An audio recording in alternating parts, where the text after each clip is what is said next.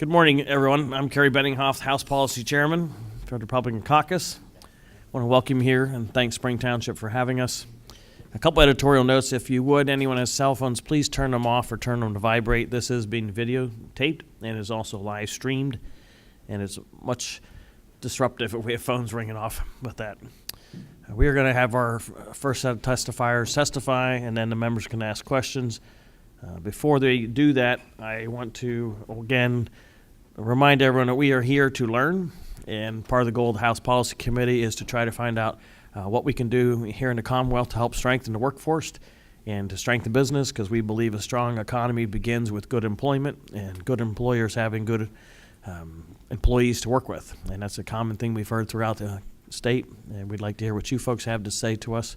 Before we start, I'm going to ask the members from my right to left to introduce themselves and where they are from, and then I'm going to turn it over to Jim Cox, our host. Very graciously welcomed us to Berks County. We're glad to be here.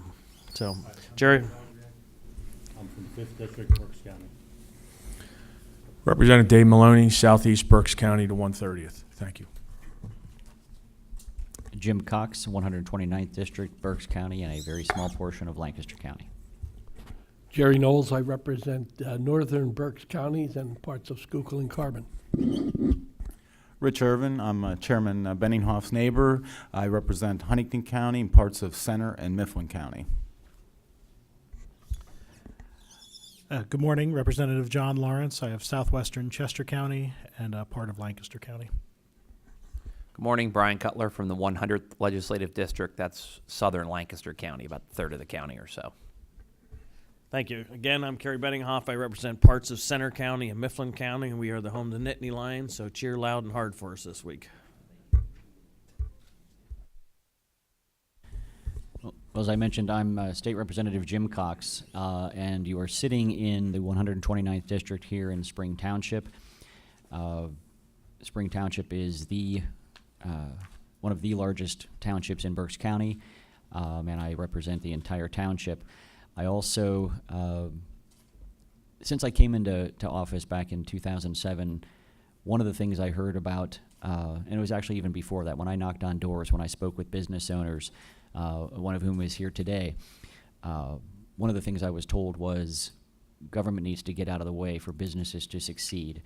And so when we thought of putting a hearing together for this particular topic, I had in mind a few people that I wanted to contact, and I was pleased when most of them said yes right away.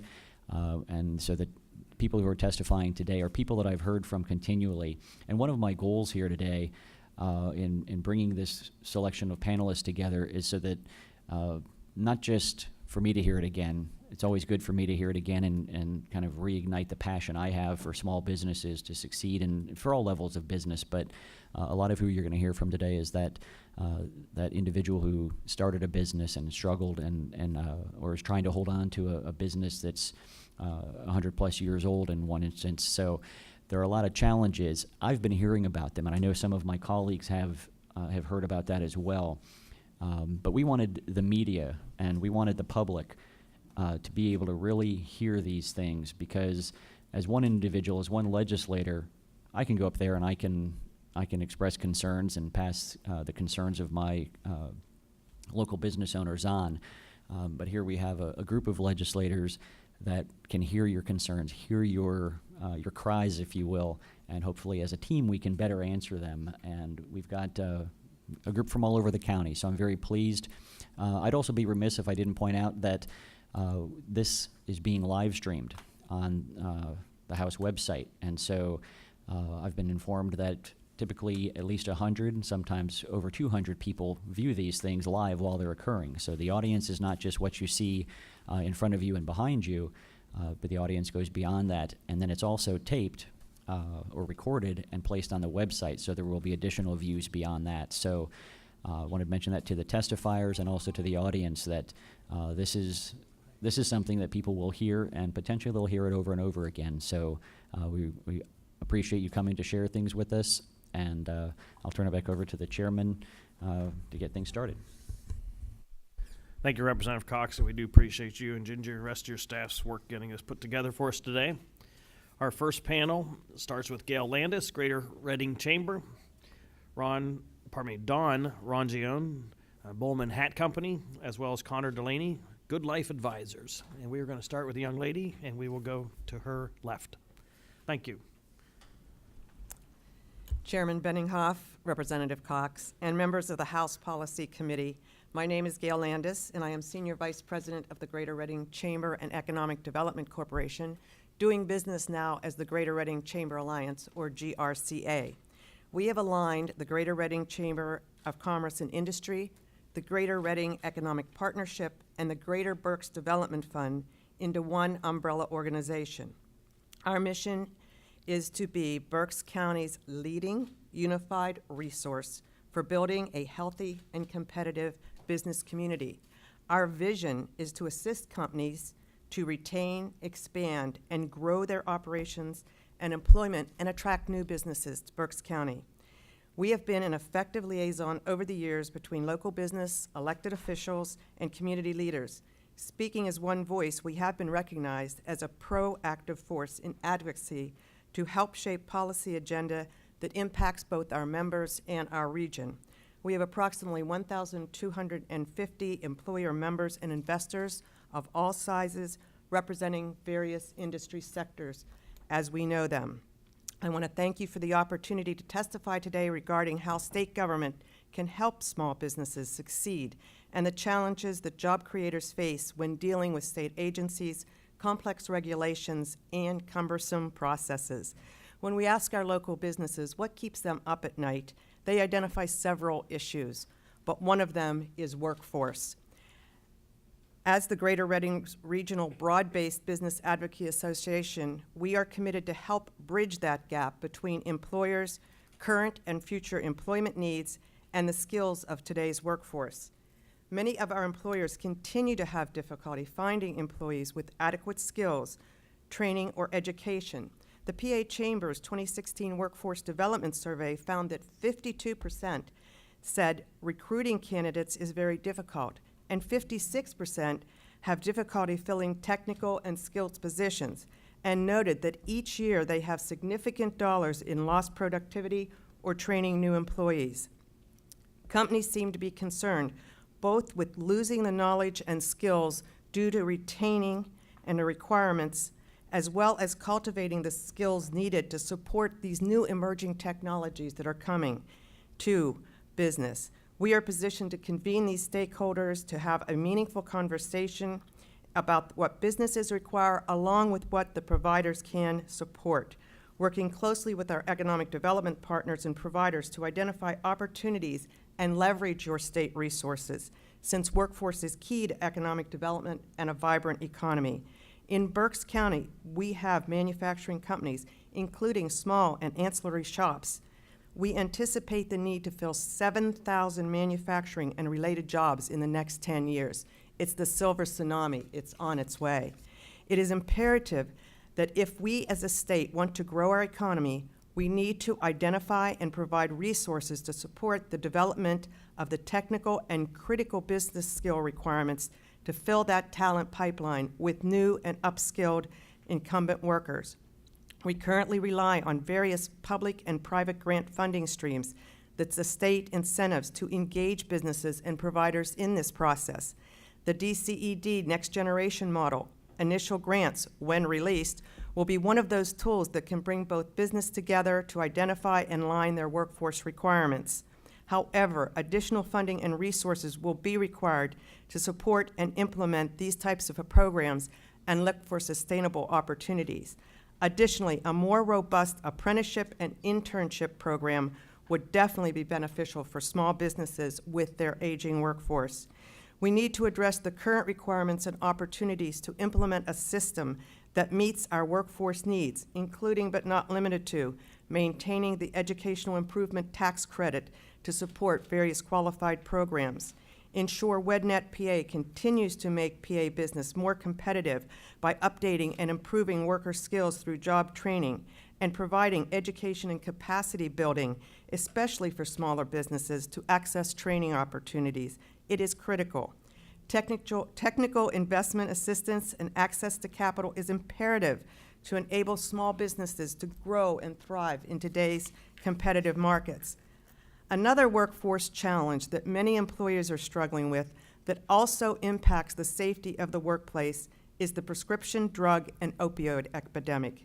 This troubling trend makes it very difficult to recruit qualified candidates to fill the workforce needs. Employers often find job applicants or potential new hires fail to pass those drug tests. It is recognized that reversing these trends will require a long-term, multifaceted strategy to help narrow the skill gap and improve employability of job applicants and active employees, particularly relevant to injured workers. All businesses, including small businesses, are impacted by the workers' compensation system and associated costs as it relates to drugs, overuse, abuse, and chronic condition. The goal is to get the employee back to work, and one way to do that is by implementing a prescription drug formulary for PA workers' compensation system.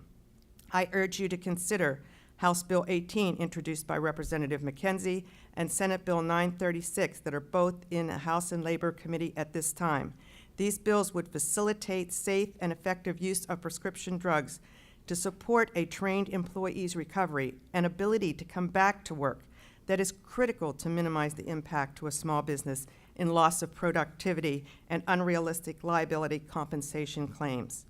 Also, complicated labor laws and regulations are another issue and an opportunity for government to support small business. And I would encourage you to look, for example, at the current requirements of the independent contractor versus employee.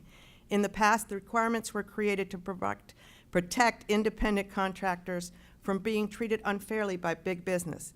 The reality today is that we have entrepreneurs and many millennials focused on doing project-based work. Many startup small businesses are contractors. Recognizing our current workforce, economy, and changing technology, it's time to ease up on antiquated independent contractor determination and contractor requirements. We also urge state investment in successful economic development initiatives that promote job creation and economic growth in our region. Streamlined, predictable, and coordinated permit review is one of the meaningful incentives that can be offered. Excessive permitting timelines, onerous regulations associated with various state agencies are overwhelming to small business and result in increased timelines and costs. They have to have the ability to pursue a project they might be interested in working on. We need to hold agencies accountable and ensure different districts review and implement regulations consistently across geographic boundaries. We would also encourage expanding revitalization and improvement programs along with partnerships between public and private sector to address community development needs focused on urban revitalization and central business districts to attract small business development and growth.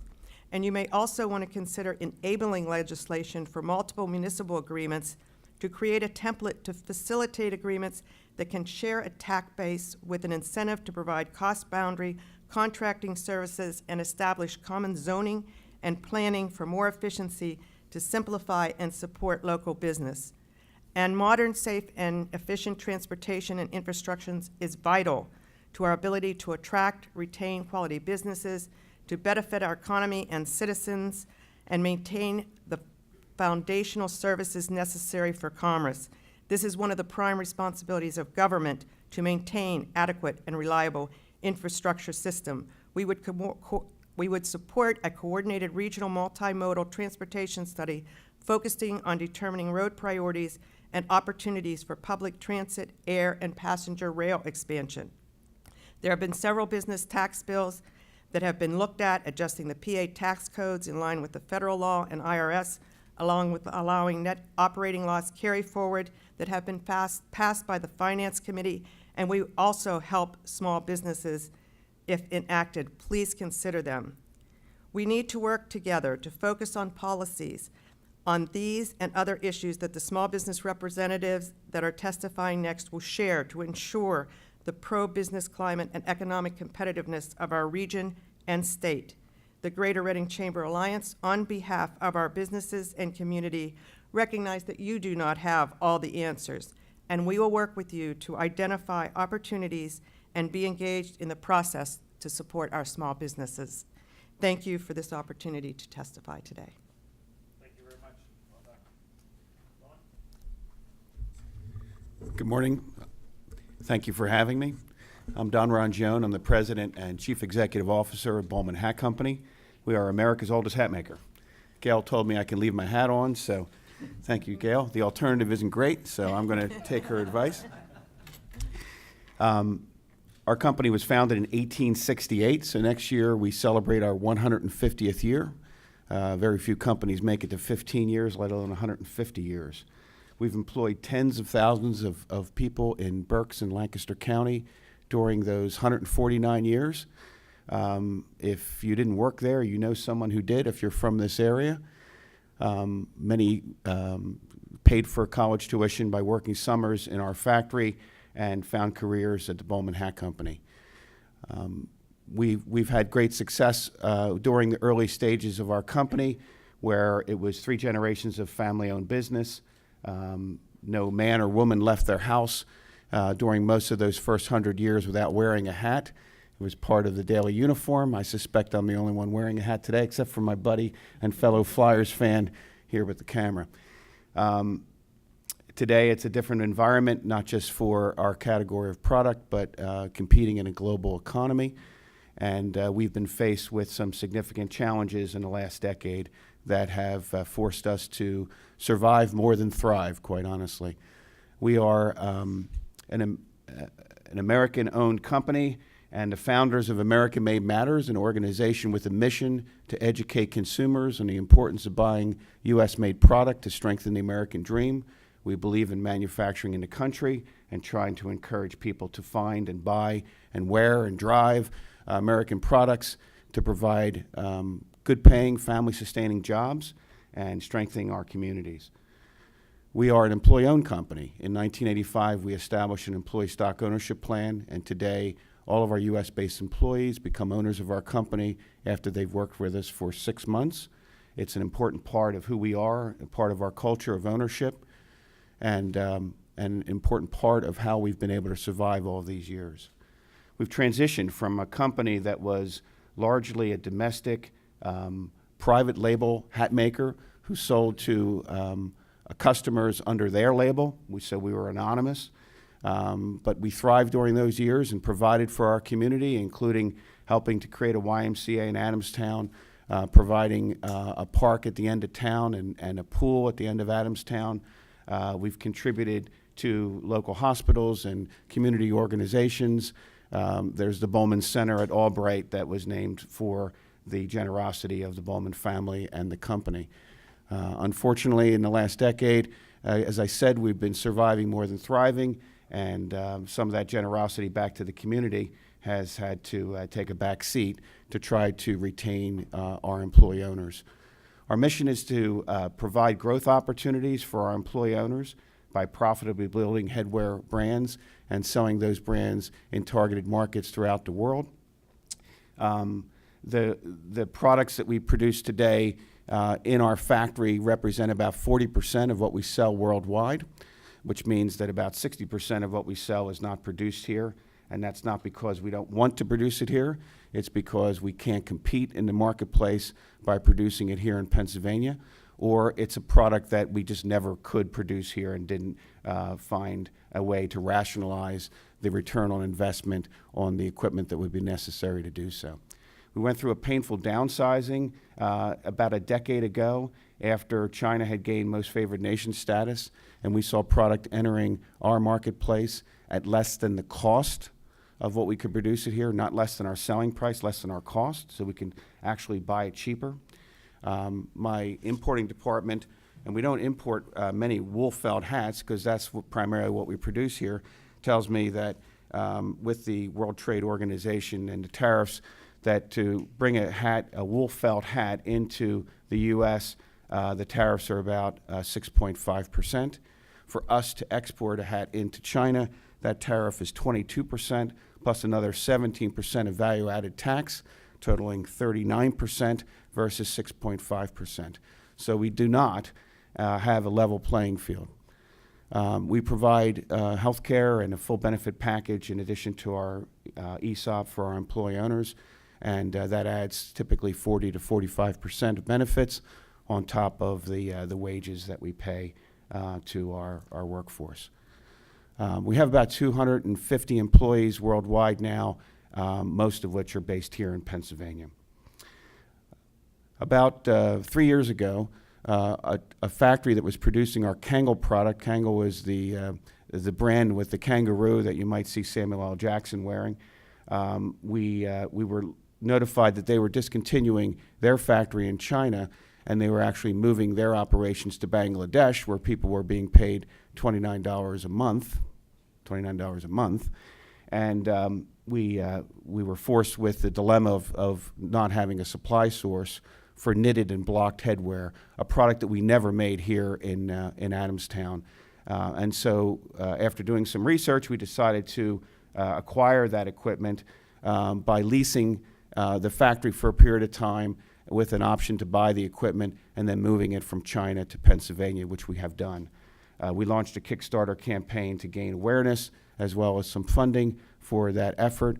We spent over $1.5 million to move this equipment here, refurbish it, hire, train, and try to retain the employee owners who are now making knitted and blocked headwear here in Pennsylvania that previously was made in China.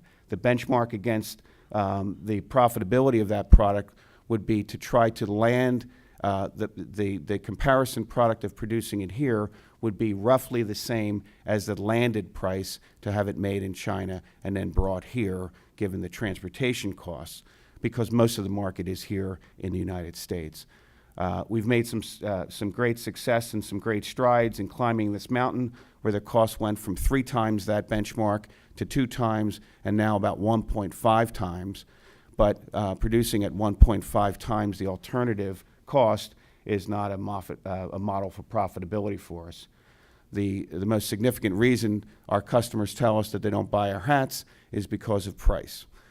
We've had to abandon the lower, more price competitive segments of the market because we could not be competitive there, whether it's produced here or even some of the imported product. And we struggle to find customers who are willing to pay the price that we have to charge in order to pay our wages here and survive as a Pennsylvania business.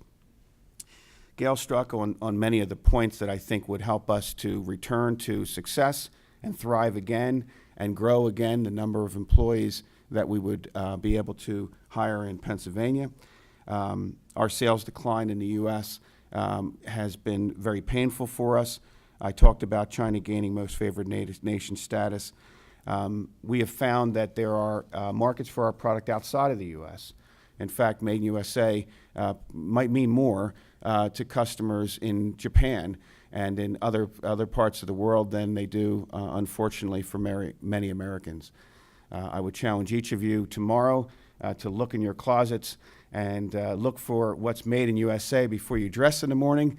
It'll give a whole new meaning to casual Fridays, I'm afraid. Some of you will probably not have many clothes to wear tomorrow. We need support for exporting. Most of our market growth is now happening outside of the United States. The bank arrangement that we have with our borrowing facility allows us to borrow on our U.S. assets, but not to be able to borrow on our assets that are outside of the United States. So that is an ongoing challenge. As we start to bump up against the maximum of our line of credit, we need to find financial resources that allow us to borrow on those assets that are outside the United States, or find other ways of reducing the costs of carrying that product outside of the United States. So export support would be very helpful in terms of finding ways of giving us competitive advantages to continue to produce it here and provide these family-sustaining jobs. The state obviously procures headwear in many ways. I would suspect for state troopers and other workers having opportunities to bid on and be favored in terms of providing headwear for the state could be a great asset to keep those jobs here. Supporting organizations like the Greater Reading Chamber, like Industrial Resource Centers. Mantech is one that we work with, who provide training support to help us find and adopt practices like lean that will help us to improve efficiencies in our factory, drive our costs down so that we can be priced more competitively and win back some of that market share. Would also be a great asset to us. We need to find new technology. There's no one inventing robotics to make hats because the industry's too small to support that. So these are jobs in our factory that are very hands-on, require months to train. For example, there's a linking job that once a hat is knitted, it has to be joined. It's kind of like an open spot that needs to be joined together. We've hired someone in the last couple of weeks. That person, in their first day, linked 7 hats for the whole day. If we're paying them $100 a day, you can do that math. That makes it very challenging. We're looking at ways of trying to make that more efficient, but we need support with technology, and there are organizations that might be able to help us find technology to ease some of the difficulty of doing some of these jobs. Not everybody's cut out for white-collar work. Some people don't want to work in front of computers every day. Some people want to work in factories, or that's their greatest opportunity in life. And we've provided many jobs through our factory for many, many generations, and we want to continue to do so. So support for organizations that can help us is certainly one of the things that I would ask for. Funding our sales growth, I talked about the difficulty we're having on borrowing on assets outside of the United States, on those non-U.S. based assets. So finding access to funding opportunities would also be a great asset. Hiring, training, and retaining factory employee owners is a challenge. Gail referred to the difficulty we have. We'd love to work with organizations that we can apprentice people into our factory and give them opportunities to stay with us and grow and find a career at the Bowman Hat Company. Less regulations would be my final point. Just in this year alone, we have had inquiries or inspections or claims from the Federal Trade Commission, from the Department of Environmental Protection, and from OSHA.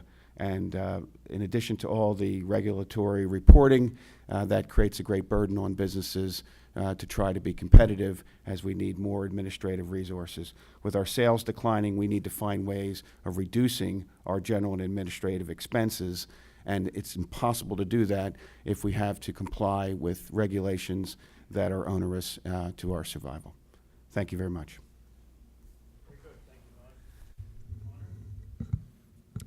Thank you, everybody, for having me today. I'll open with a quick story. I was driving over here, and Gail called me, and she said, "Hey, Connor, I forgot my notebook at home. Can I just read your testimony?" I said, "No problem at all." So everything that she said, I'd like to echo. So our circumstance is a little bit different.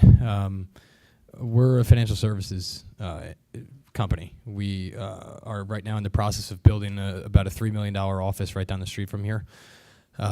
We were blessed with the opportunity to leverage the PETA process and the PETA loans in order to help with the funding of that project. I would actually respectfully somewhat disagree with what a lot of Mr. Cox's constituents have said regarding the government needs to kind of stay out of the small business owner's way. I think what my experience has been is that there needs to be a stronger partnership and sort of alliance between the private sector and the public sector. And just with the number of different instances that we've gone through, I think it's really been a lack of knowledge. I mean, I'm blessed and fortunate to have Gail and some of the other folks within the chamber that have stepped up and helped us, and some of the county commissioners and such, because as a business owner, we get up and we go to work every day to do whatever that trade is that we're doing. And we don't know about PETA and TIF and LERTA and all this other stuff. And so for me, I was fortunate enough to have a good relationship with the folks that knew my business well enough to see the opportunities that we could leverage with regards to some of the state programs and such. I also have a little bit of a unique circumstance where I came from New Jersey. So if you think everything is, if there's a laundry list of complaints in Pennsylvania, that's twice as long in New Jersey. And so I look at it from the vantage point of being very fortunate to be here. We have probably about 60 or so employees and independent contractors through the Commonwealth, and probably about 300 or so affiliated folks throughout the United States. And what that's given us the opportunity to do is see, as I've built my infrastructure, we have 36 offices right now throughout the United States. It's given me the opportunity to see how other states work and function, and how what that opportunity would be if we were to look in that particular area for our corporate headquarters. So we've gone through that due diligence process, and a big thing was we wanted to stay here. My background quickly is I came here when I was 17. My father passed away suddenly. My mom started having strokes shortly thereafter, and I was a broke kid from New Jersey. And the state, this county, this town gave me the opportunity to start something at 19 years old and to build it up to what it is today. Having no background in financial services, and my parents are school teachers, we're the complete antithesis of white collar financial services. So it was important for me to stay here. It was important for us to build infrastructure here. I look at some of the issues that we have is more at a federal level, the Department of Labor and all the pressures that's happening in our industry. That's where I spend a lot of time focusing on what some of those changes and rules are going to do to affect our industry. I think that what it does at that level is it's going to consolidate our industry dramatically. And in that consolidation, it's gonna actually hurt the people that are sitting in the room, the retail investors. We've really been proud to be Middle America's company. 17,000 accounts throughout the United States, and they're school teachers, small business owners, independent contractors, etc. And my daily fight is that we have to be able to continue to have a platform where you can provide financial services to Middle America in a way that's going to be economically friendly to them. What DOL is doing with consolidation is it's taking competition out of the marketplace, and that's going to actually raise the cost of goods for those folks that don't have millions of dollars to invest in the institutional investors. And so that's something that is obviously a federal issue more so than it is a state. At a state level and even at a local level here, what's really striking to us is with the 6 different EIN numbers that we have underneath our umbrella, we last year paid more in local taxes than we did in state taxes, and we paid more in state taxes than we did in federal taxes. It didn't quite make sense. Still trying to figure that out, but there was a tax. Again, this is what happens when there's a fracture between the private and the public sectors. We didn't know what we didn't know until we found out. And the local tax here, it's called a gross receipts tax. Apparently, it's 14% of the Commonwealth still has this tax, and the other 86% don't. But what it did is that it taxed our top line revenue in our organization, and the way that the SEC forces us to set up our business and the infrastructure around that, which creates the multiple EIN numbers, is such that that money comes in before it gets paid out to those different advisors and branches throughout the United States. And so we get taxed at it at that level. Then we got taxed at it again for being in Wyomissing for my branch. Then for my own private practice, wealth management, I got taxed on the gross receipts tax again. Then for the servicing company that actually manages everything, we got taxed on the same dollar again. And then I have the good fortune of living in the school district and paying the tax again for the school tax. So we paid a lot of taxes last year, which is cool. I'm very blessed to have that opportunity to be able to pay more in taxes than a lot of folks make. But that stopped my ability to create at least 3 new jobs. And when we look at success as a young company, young being we've been in business for 12 years, been doing business as Good Life here for the last 5, but we don't look at it as far as how much money we take to the bottom line. We look at success at how many lives we can change in this local community, how many people we can employ, how many jobs we can create, and especially in a community that's largely manufacturing, largely blue collar. If we can bring 50, 100, 150 jobs to Berks County, that to me is a good measure of success. I think I'd take a little bit of a different vantage point than Don. only because obviously two different industries altogether, but also because I look at it and say, hey, I'm very fortunate we've been able to sort of navigate through the water. What I'd like to see is, and what I've said to be that we could be a part of here locally and certainly at a state level, is to create a more balanced economic landscape for businesses to come in. I think we are on the verge of manufacturing, a sort of manufacturing revolution, and I think Pennsylvania should be at the center of that. We have great access to the Northeast Extension. We have great access to Baltimore, New York, Philadelphia, Washington, D.C., and we have great people here that can certainly fill some of those gaps from a manufacturing standpoint and whatnot. So our standpoint's a little bit different, but just the same, we're happy to be a part of good positive change in Berks County. If you look at Berks County specifically, we're usually pretty high up the list for crime. We're high up the list for obesity. We're high up the list for unemployment. And I think that if we can work closer with the private and public sector working together, that we can be a beacon of light and respectfully try to change those stats around. So I appreciate you guys having me today. Well, thank you, all three of you. Very great testimony, good witnesses to a good workforce and what we want to be doing here in the United States and being proud of it. A couple of questions from some of the members. We will start with Representative Knowles and go to Rich Irwin. Thanks, Chairman. And thank you, the three of you, for what you do for the economy in the Berks, the Lancaster region. It is greatly appreciated.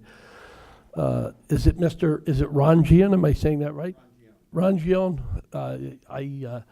I find, and this may be more of a comment than a question, but I really find your story very interesting. I don't know that I look as good in that hat as you do, but I'm certainly... Let's try. There you go. But I'm certainly old enough to remember when there were many more men that wore those types of hats than do today. And when we look at certain markets, when we look at electronics and various markets, we can see where there's a natural growth. Coming from an area where textile manufacturing was a major employer for many, many years, I just am really intrigued by the fact as to your survival and your growth over 150 years. And is there any more that you can say in terms of your success? I mean, you basically, those types of hats phased out over a period of time, and you don't see a lot of people wearing them today. How do you continue to thrive and survive? I just find it so interesting. Well, thank you. I'm not sure that thrive is the right characterization. It's more survival. We've tried to reinvent ourselves. So going from a private label-oriented, anonymous domestic manufacturer to acquiring brands that had more loyal customers throughout the world, selling our products globally, were all part of our migration to reinvent ourselves and to continue to survive. We acquired the domain name hats.com and have a web business now under that name. So we are doing business online. I think the next iteration for us is to brand the Bowman Hat Company, which we've never done before. We've always acquired other brands that we took to the marketplace and launched the Bowman Hat Company brand in celebration of our 150th year, and perhaps open retail stores, which is going to require a tremendous amount of investment for fitting out and hiring people to manage retail space. But I think it's the spirit of the culture that we've created of ownership to try to find new ways of surviving and looking for that next iteration. What we've continued to do is stay in the headwear and accessories part of the categories, which we think we can be the best in the world at, and we just have to find more people who are into fashion, function, and fun, which are the three elements that contribute to why somebody wears a hat. I think that with global warming, that people will need more headwear protection for function because of the extreme climates, and hopefully that will bode well for our future. But we are seeing some challenges from bricks and mortar retailers who are closing down and buying less hats right now. Mr. Chairman, quick follow-up? Quick follow-up, okay?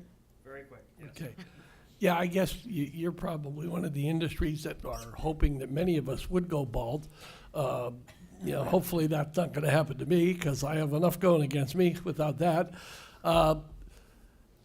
What percentage, you had talked about the Pennsylvania State Police, and we're all familiar with the hat that they wear. And what percentage of your business is like Shriners, the organizations that's a part of a uniform? What percentage of your business is in that area in terms of casual wear or dress wear as your uniform? Yeah, I would say less than 5% would be like uniform. So we make a fez hat that would be worn by the Shriners, for example.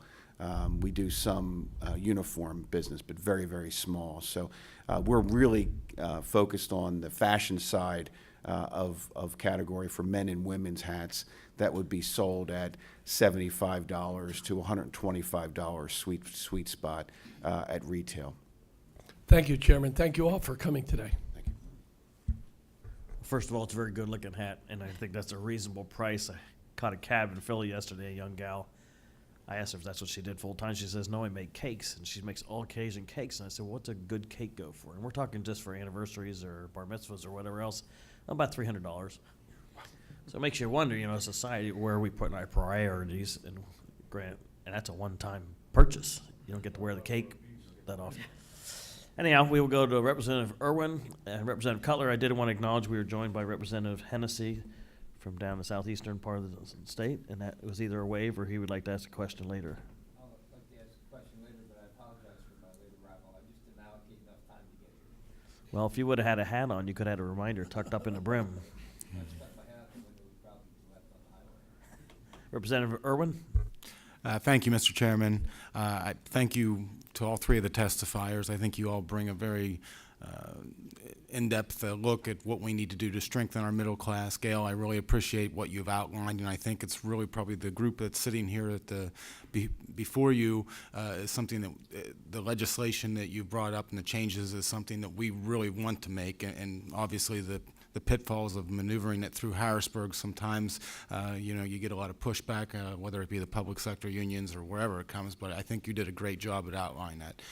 Dawn, I don't normally wear a hat because then I get a tan line around my head, but I appreciate your story, and probably what I found the most interesting was the tariffs. And what you have to compete with to export your product overseas. I think that's something that more at the federal level than at the state level, but I think it brings a very understanding to what American companies have to compete with out there, and I'm hoping that moving forward this administration understands that, and at the president level, and we can help correct that.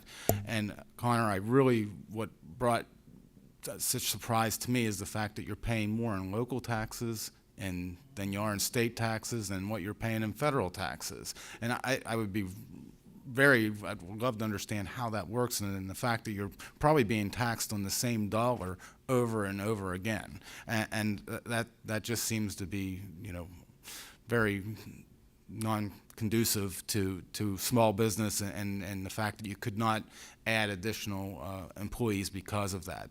But I guess I'm going to back up a little bit, and my question I wanted to focus on was something that Gail had mentioned right off the bat, and your skilled workforce and what you need the education level that you need to be bringing those kind of jobs into your organizations. I mean, the state spends billions upon billions of dollars every year on education, and we have a sort of a mindset that we need to push every student to a college level education, whether it be a 4-year degree or something higher, and that isn't always necessarily what is needed to have those skill sets. And so maybe if you could speak a little bit more on that, both with the financial advising company as well as as your hat company, where you think you would like to go on that, and where you can see Pennsylvania needs to truly focus our dollars on. Thank you.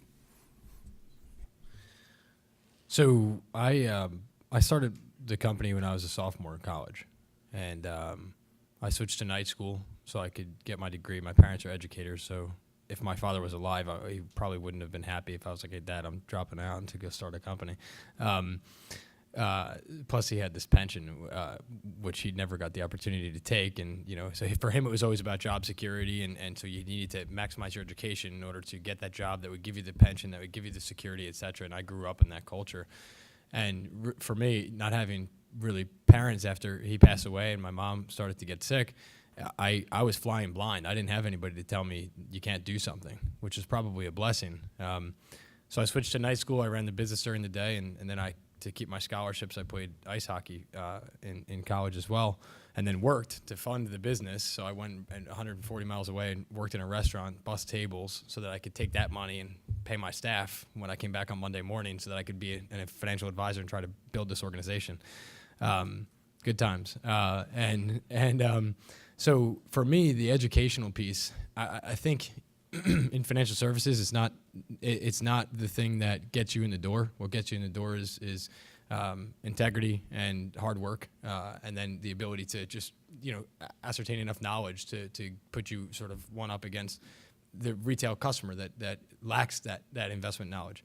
But where we backfilm, where I think my college education really helped me was being able to make those macro decisions on the business, right? So you have the one component which is working in the business and the other component which is working on the business, and the on the business is where the education piece came by. Where I think we're failing, and I hope nobody from my college is looking at this right now, is again that communication. Like I've gone to many colleges and said, guys, as I take my 3 little babies through their life and they go to college, the first question I'm going to ask is, what's the job placement on the other side? Where are these kids? If I'm spending $250,000, which at that point, God only knows how much it's going to cost. If I'm spending $250,000 to send my kids to Alvernia or to Kutztown or to wherever, what's the likelihood that my kid's going to have the opportunity to succeed? Granted, a lot of that falls on the kid, but a lot of it, I would submit, falls on the school's ability to lead the kid. These kids are 17, 18 years old. Their first decisions as adults, and going through that journey. We need to do a better job partnering with the local schools. At our new facility here, I'll probably have 12 interns. One of the cool things we're doing is we're setting up a cafe on the second floor. I'm really trying to pair nutrition. I think there's a commonality between nutrition, physical fitness, and financial fitness. And I'm going to put all that under one roof and really hopefully be a beacon of light in this community that struggles with those things so much. But we're putting this cafe on the second floor.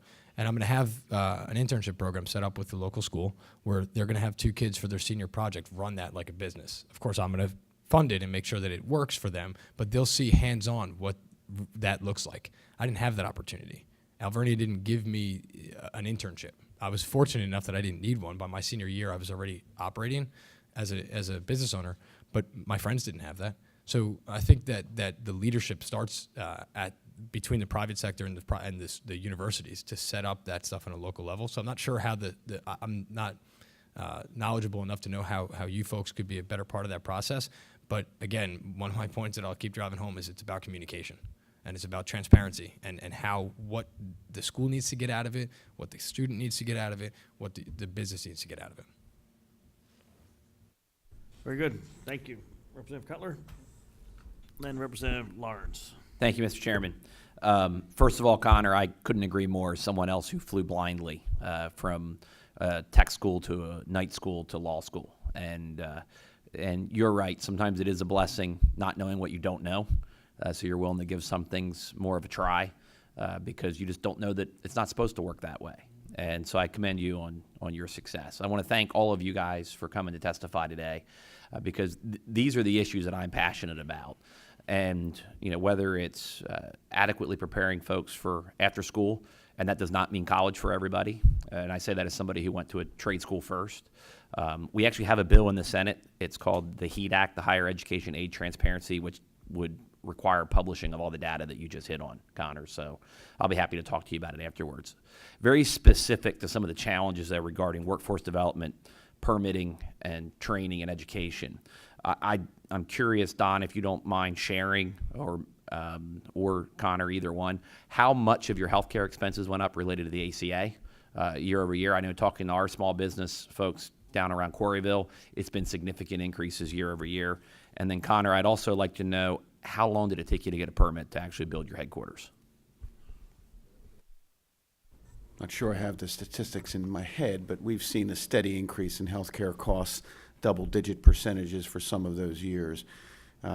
We believe firmly in providing health care as a basic benefit for our employee owners, and we continue to do that. Company pays about 70 to 75% of the share, and the employee owner, the balance for their family coverage. We pay a lower percentage, and many employers are trying to push their dependent care over to somebody else in order to try to avoid it. But our benefit plan is somewhere around 45% of base pay, and a significant factor. Let's talk about health insurance for a second. So I'm fortunate enough to be relatively healthy. I just ran the New York City Marathon on Sunday with my wife. And I did Boston in April, and that's kind of the lifestyle, especially seeing my dad die at 52 and my mom have all the issues. I was the fattest kid in my high school, so it's a big deal to me to get this thing on track. Our kids eat organic. We do all that stuff. My wife, I come home, I look at the grocery. I don't even look at the bill anymore. $9 for grapes, really? So I got over that because I had to get over that. You pick and choose the battles. We've been together for 15 years, and those are some of the reasons why. But I say all that to give you some color around the fact that last year, my health insurance for my family of 4, which is now 5, was almost $40,000 before I got a dime of benefit from the health insurance.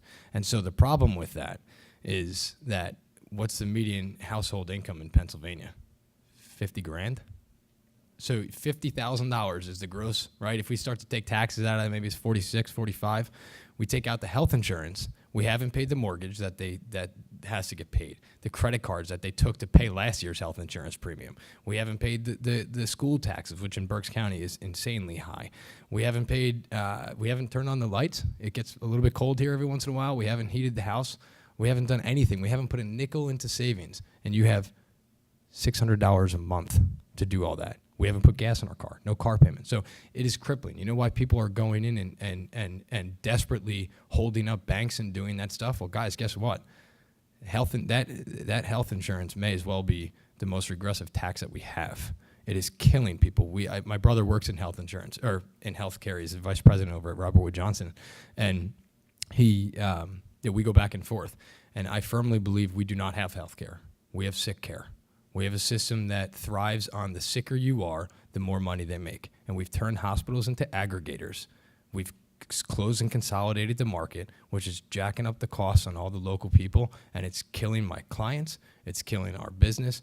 We spent, in a small business, I think last year we spent over $300,000 on health insurance. By the way, people get more sick when they feel desperate, and the toxicity that goes along with not having any money. That's the most regressive tax we have, is this insane cost of health insurance. As it relates to the permit, so the permitting, we just pulled a building permit, I think, this week. It's a fast-moving project.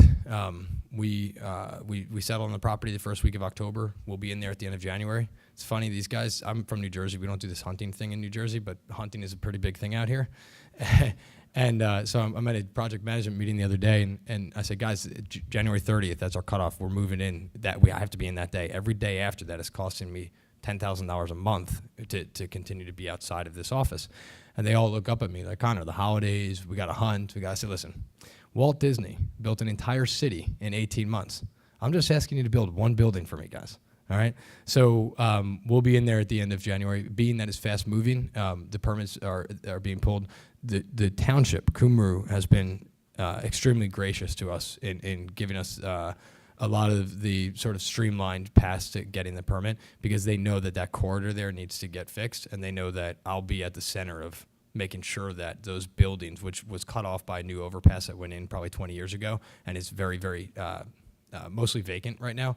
They know that we'll be that putting a white collar company there with 100 jobs is going to help to improve the rest of that corridor. So the township, in their to their credit, has been incredibly gracious and helpful thus far. Representative Lawrence and Mr. Joswiak. Thank you, Mr. Chairman. I have a number of different things I would love to talk about, but I know we're on a timeline. I'm reminded of the story, Don, I'm sure you're familiar with it. A couple years ago when our military was buying berets for our soldiers from China. You know, the truth is a lot of this is on the federal level. But we have sold as a nation the American worker down the river. And both parties are guilty, right? The Republicans passed NAFTA and Bill Clinton signed it. And I've never seen the sense in that. You know, Connor, some of your comments, I wish you'd run for governor. You've got too much sense to do that, though. You know, and I've seen this repeatedly in my short 7 years in elected office. We club our doers over the head. And then eventually our doers say, you know what? I've had enough. And when our doers say, I've had enough, then where do the rest of us work? That's the truth. So I would love to go on and on about, rail on about all this, but I'm sure the audience, and I'm really much more interested in what you have to say. The audience doesn't want to listen to me gas on. My question is to get back to something, you know, a lot of these issues are unfortunately federal issues, but I want to come back to the House Bill 18 on the workman's comp issue.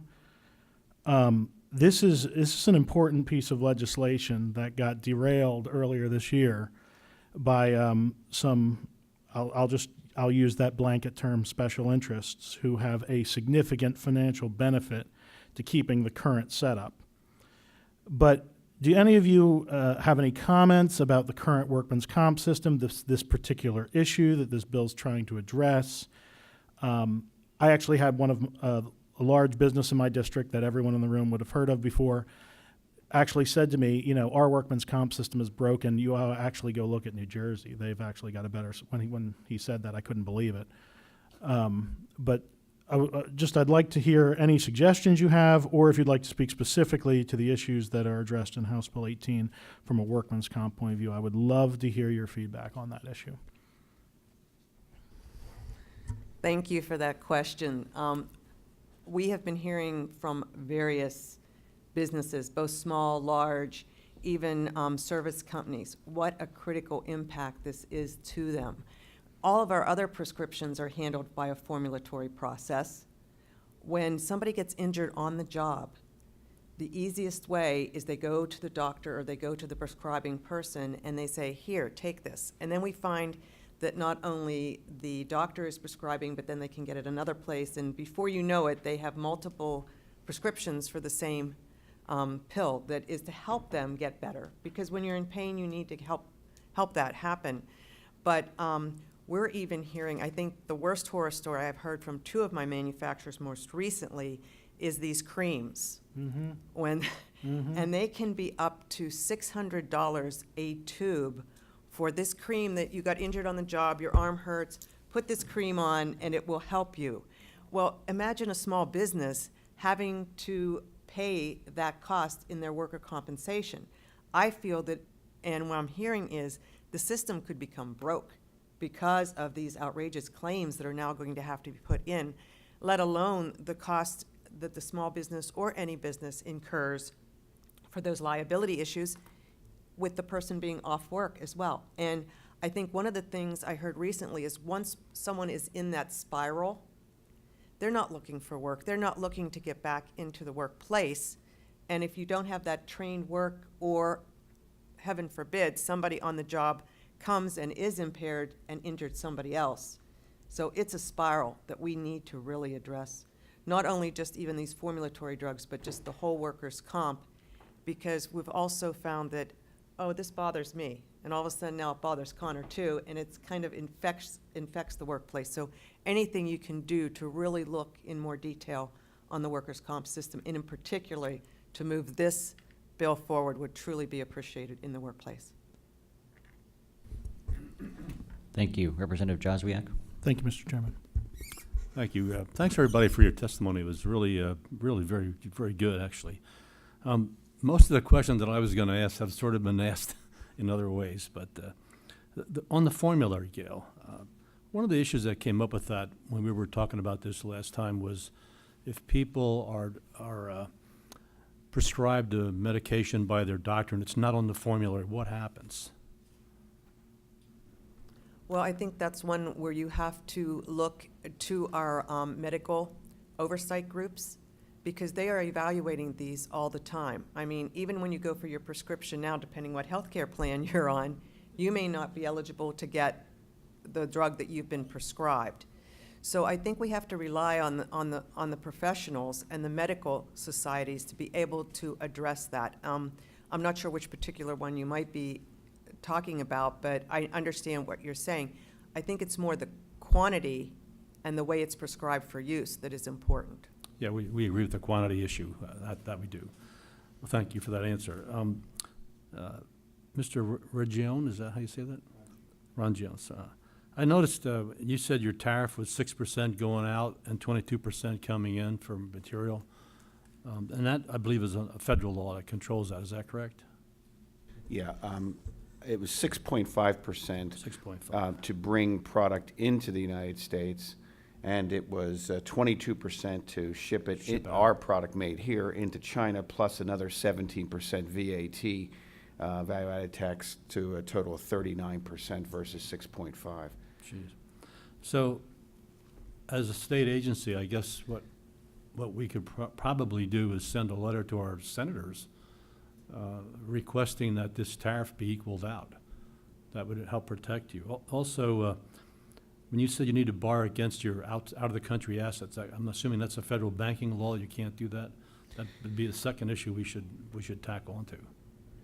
Yeah, I mean, we borrow through a U.S.-based bank, Pennsylvania-based bank, and so I think it has to do with securing the asset, the ability in the event that we wouldn't repay the loan to be able to liquidate that asset, and they're just not able or willing to lend on assets outside of the United States in order to protect their investment. Just for your information, and this is the comment, and this will be my last comment, Mr. Chairman. I have a bill in Harrisburg right now. It's a U.S. flag bill. It says all flags got to be made in the United States. Also in that bill, it says, and other products must be made here for the federal government or state government to purchase them. That would take in your state police hats. And being a former trooper, I think they should buy their products from you, and they should. And I do buy American. Sometimes you pay more, but I don't mind that, because I'd rather keep our money right here. So one of the problems we have with that is the Department of General Services says, well, we got to go by the cheapest price, and then therein lies the problem with imports. So that's why I put that in the bill, to make it mandatory that they buy here. So that would eliminate the import cheapies, I guess you could call them. So I just want you to know there is things like that in the works. Whether it gets I had it in last session, it didn't get through the Senate. It passed the House, went to the Senate, and sat there. I'm not quite sure where it's at today, if it's still sitting there. It's probably in our state government committee at this point, I would guess. So that's all my comments. Thank you, Mr. Chairman. And thank you for your testimony, all of you. Representative Maloney.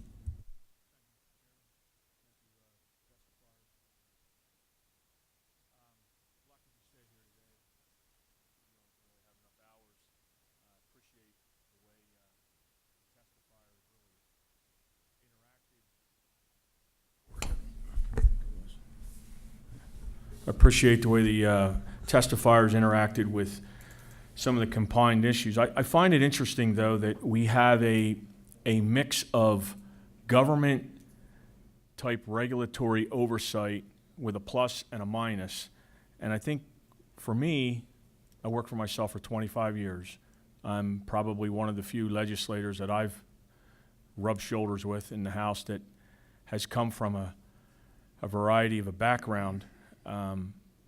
And one of my first hearings in my district had to do with the fact that we have a workforce need where we would have producers being so frustrated with the fact that they would bring what they thought was trained individuals or educated individuals into their environment and have to retrain them.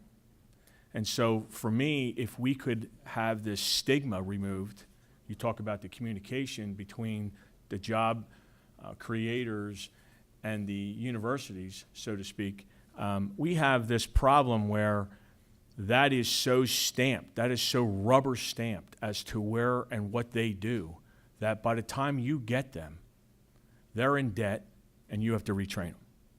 And so to me, if we would have this certification that would be also valued, that we can have people not only, look, the old tradesman was a journeyman. There was a time frame where these folks learned their trade. They didn't go off to school for a set amount of courses, get a certificate, go back into the workforce then and say, I'm qualified. Well, first of all, they may have gotten some needed knowledge, but they didn't have any experience. And so I find it troubling that we have a system that seems to just hurdle itself. So you must get over all these different problems before you can even see the progress. I did find it interesting, as several members said, that many of the issues that you have here today are federally problematic. And it would be interesting for me, and it has always been interesting for me, as to how the state gets mandated these types of regulatory issues. And many I could speak of, MS4s and stormwater and all the different things that have come down, Chesapeake, all those things that I think we as a state should be able to create our own regulatory process. I also find it interesting that some of you might have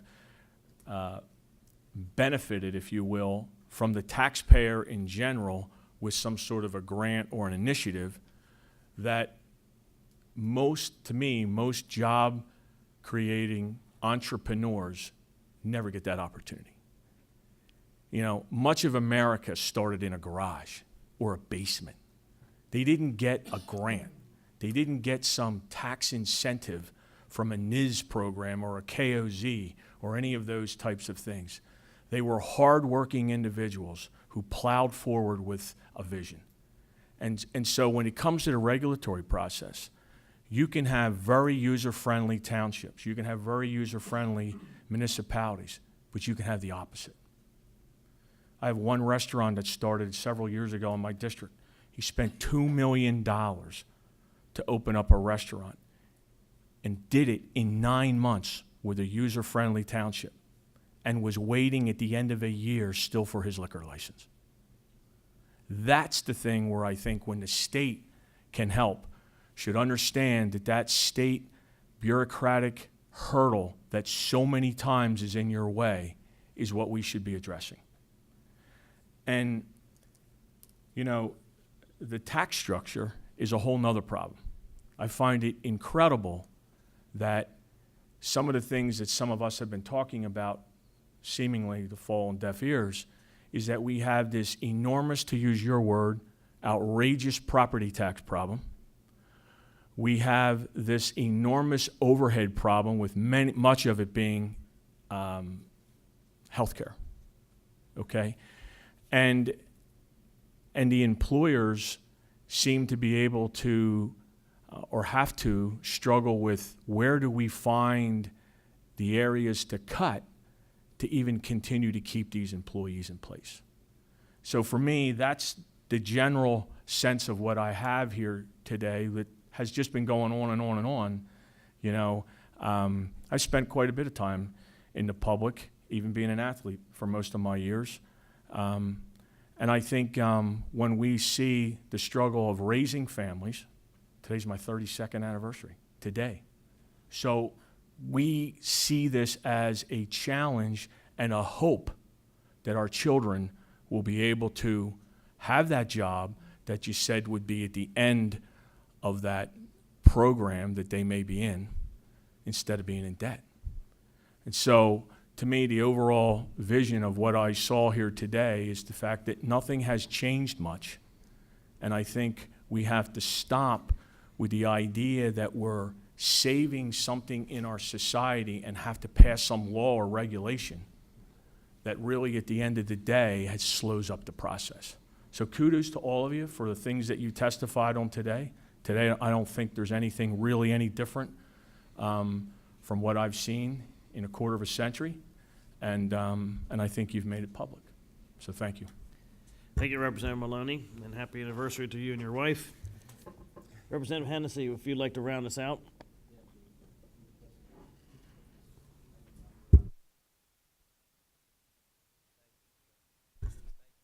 It doesn't want to stay on. Thank you, Mr. Chairman. Don, I like your hat. I wanted to ask you a question about, you had talked about your bank with regard to your line of credit won't allow you to post anything except domestic assets to secure that letter of credit. Why is that? Is that because, I mean, is it commonplace? The other business people you talk to face the same kind of a problem? I'm just wondering whether or not it's an indication that your bank thinks that your American assets are more stable than they might be wherever you are located overseas. And is that something that could be simply resolved by going, having a letter of credit issued by one of the international banks like Santander or Royal Bank of Scotland or something? Is it an easily solvable problem? I don't think it's an easily solvable problem. We were with Santander before we are now with PNC, and we weren't able to solve it under that borrowing agreement. It is an asset-based borrowing agreement that secures collateral against inventory and accounts receivable. So there's a formula that we're able to borrow on based on the level, the dollars in our accounts receivable and our inventory. But the receivables have to be destined for the United States, and the inventory has to be in the United States. And those two things, I suspect, have to do with laws outside of the United States that restrict the bank from securing their interest in those assets and easily leveraging those in the event that we wouldn't pay the loan, right, to liquidate those assets and get their money back. So we've tried a number of ways, and I think that the option right now is to find another bank that has the ability to lend on those assets, but in doing so, we will put at risk our relationship with the existing facility, which we can't do at this time because of the amount of debt that we're carrying. So we're continuing to look for a solution, and I'm certainly interested to hear if you have any ideas. Okay. Well, I just harken back to what Will Rogers said, the banks are willing to lend you money after you prove you don't need any, and you have enough assets to secure everything. Connor, if I could ask you a question. The gross receipts tax, where do you said, I think 14% of the Commonwealth municipalities charge that, or 14% of the people of the municipalities that you are located in charge it? It's as far as I know, it's 14% of the Commonwealth. Okay, and who is charging? Which level of government? Is it the school district? Is it the township? Is it the state? I don't know. I actually spent a lot of money trying to figure the same thing out. So as far as I know, it's in our circumstance here, the school district is the collector of it in order to keep a little bit of a stronger tilt. Usually it's outsourced to a collector of sorts, but in this instance, the school district was collecting it on behalf of the municipality who got half and the school district who got the other half. Okay, I'm familiar with that arrangement with the local earned income tax, but are we confusing the two, or is there a separate gross receipts tax that you pay as well? Separate gross receipts tax. Okay, thank you. Thanks, Mr. Chairman. Very good. Representative Cox, I think, has an additional comment. Representative Hennessy, you're actually sitting in one of the school districts that collects the gross receipts tax. I want to say it was back in 1988 or so. Governor Thornburg did a pretty intensive push to repeal a lot of those business taxes, but what they did was they grandfathered any municipalities or school districts that already had them in place, and Wilson School District, which is this area, actually had one, as well as the others that make up that 14%. I want to thank all of you for testifying. I've known Gail the longest, and then Don Connor. We've only met over the phone until now, but I appreciate all of your testimony. One of the things that I wanted to ask you as a panel is, Connor touched on the LERTA. There's also discussion of the PETA loans and some other things. And you mentioned, Connor, in your testimony that you didn't know about the existence of a lot of those things. And I know Gail and her group and the alliance that is formed, I think, is going to go a long way to getting that out there in a much broader communication pattern, if you will. Because I know that's a challenge when people call my office. Did you know about this? Did you know about that? And they think there might be something to help them, but they really don't know where to start looking. And so often we direct them to Gail and other organizations in Berks County and elsewhere. But the things like the LERTA, that is, we've got Keystone Opportunity Zones. We've got zones down in the city, and I forget what exactly they're called. KIZs, I think, Keystone Improvement Zones. And so we've got all these zones and kind of these targeted assistance programs and efforts.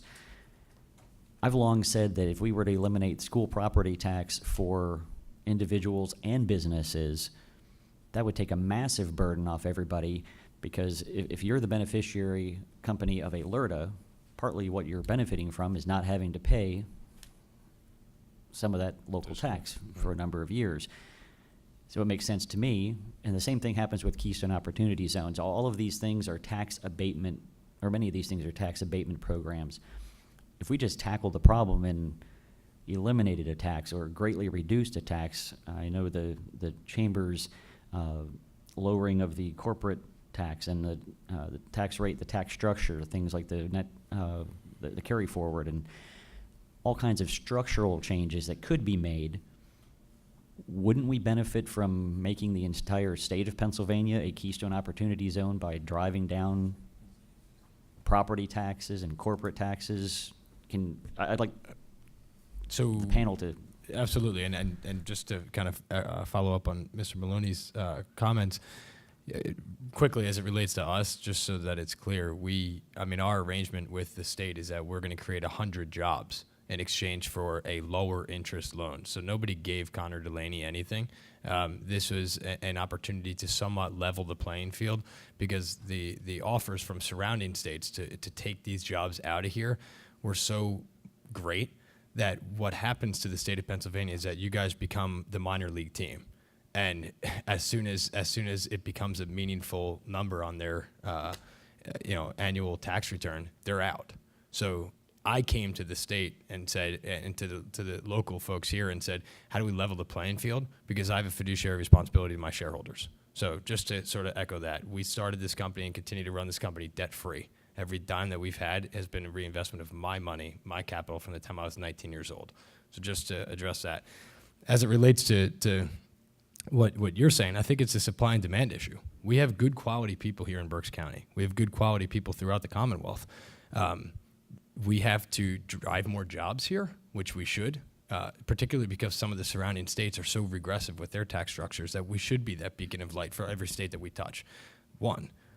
Two, we need to continue to bring folks, families here. One of the things that we're doing with this new facility is recruiting people from North Carolina to relocate here, because that's where I want them to be, right? They're like, oh, can we work remote? I'm like, guys, that's not going to happen. I need to be able to see you and pat you on the forehead every day. That's going to bring a new family into the community. That's going to bring new people to shop at our retailers. New people, there is a supply and demand issue. I think that the more friendly and favorable we can be, the less we look like the Reading Phillies, and the more we look like the New York Yankees. And I think that's the way that we need to approach tax and policy in the state of Pennsylvania. And by the way, it should be easy, because we're surrounded by states like Maryland and New Jersey that aren't giving the business-friendly landscape that we have the opportunity to provide. We have 500,000 square feet of manufacturing space in Adamstown, Pennsylvania, where our corporate headquarters is located, on a property that George Bowman bought, 140 some years ago. There's a barn that stands there that was built in 1809 that stalled a horse that was used to transport hats to the railroad station because the automobile hadn't been invented. We're not moving. There's no way we're picking up this equipment and trying to move to some economic zone that's going to give us some kind of tax advantage. Seems to me that a lot of the programs are about new jobs creation, which I'm all in favor of, but there's not much to retain the jobs that we have to allow us to be more competitive, and that's been our challenge. We did receive a Governor's Action Team grant for $60,000 to start up this knitting facility that I spoke of earlier to move this Kangol equipment to America, but it's predicated on creating X number of new jobs by the end of a 3-year program in Pennsylvania. But if our revenue line is declining as it is because of bricks and mortar retailers declining and buying fewer products from us, we are seeing jobs loss from the other segments of our business in Pennsylvania. And while we're creating some new jobs with this new department, we will not hit the jobs target at the end of this 3-year program, and we will be refunding to the Commonwealth through the Governor's Action Team the $60,000 grant at the end of the 3-year program. Comprehensive tax reform is always a tricky item to deal with, because many times you may change a tax here and there's another tax appearing over here, because you need to make your revenue. You need to figure out how that happens. One of the things that any business needs is certainty.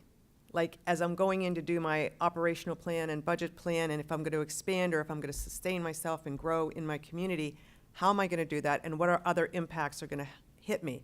LRTA, for example, is a program where the municipality and the school district continues to get the taxes that was actually on that property, but any enhancements is where the LRTA comes in. So as the investments that Connor will be making or Don would be making occur, then in increments, the municipality and the school district gets the taxes on that. So those types of programs where you have a return on your investment, be it in additional employees being hired and then contributing to the community, I think are very important to make sure. But we are known, as we look at our competitive position with other states, not that business friendly. And if there's a way we can balance the two, I think it'll be a win-win, not only for the state, but for business to grow and thrive here in Pennsylvania. Very good. To round things out, I just want to personally thank each one of you for your testimony. Gail, you gave more ideas out than I could write down. And one of the things I would encourage you to do, if there was 3 top items you feel that we can help with in government, because I think you represent a greater amount of entrepreneurs and businesses around here, share that with your local legislators.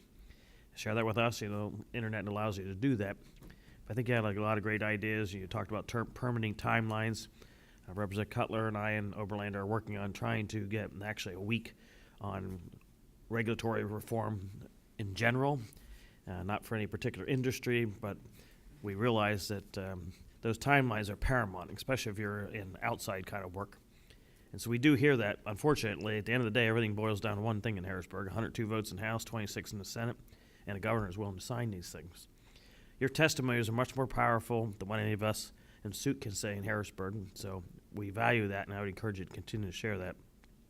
Don, I'm no entrepreneur wizard, but I would think that if you send a hat like that to Indiana Jones for the next time he wants to produce a movie, you know, you never know what happens. Maybe those kinds of, I remember listening to a marketing tool one time, and somebody was a sports enthusiast, and he was trying to get a hold of a former football player to develop Planet Hollywood restaurant. But anyhow, the way he got his attention after sending multiple letters to him and getting no response is he wrote him a letter and put it on a football and wrapped it up and sent it to his office. Well, obviously you know what football looks like wrapped up. It looks like a football. And therefore, it parlayed to that. Might be something sounds silly, but you never know. We see fashion trends up and down because the right person marketed it and wore it. I thought your comment on this being a pro-healthcare kind of thing is actually something you might want to think about. And talk to oncologists or whatever else, but there's enough people smarter than I am that it may be rebranding that great hat that you provide. Your sustainability is a great witness, and that's why we're here today.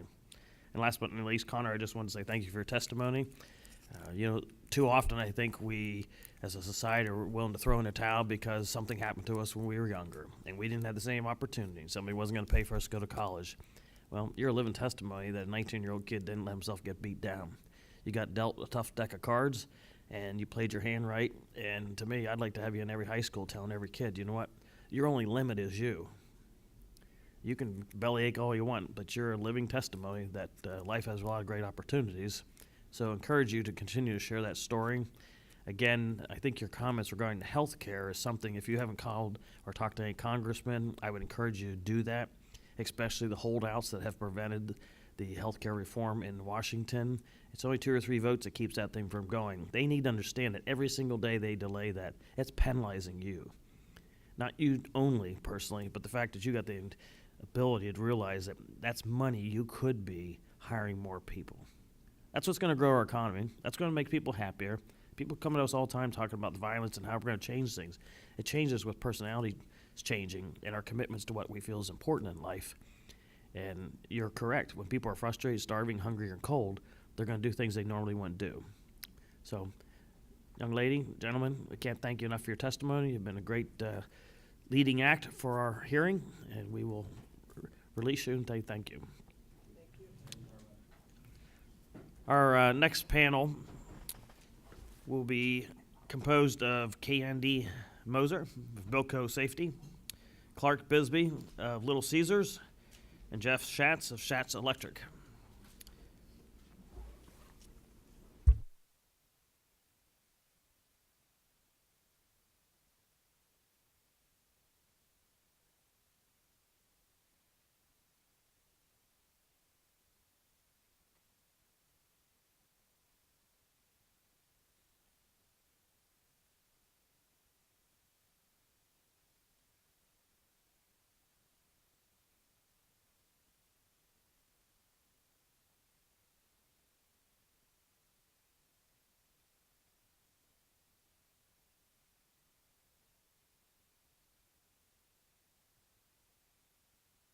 Good morning.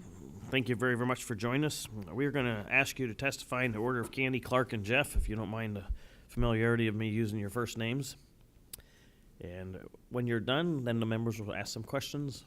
Be relaxed, be comfortable. We're here to learn from you. This is not a debate, and we appreciate that you taking the time to share with us. Candy, you're on.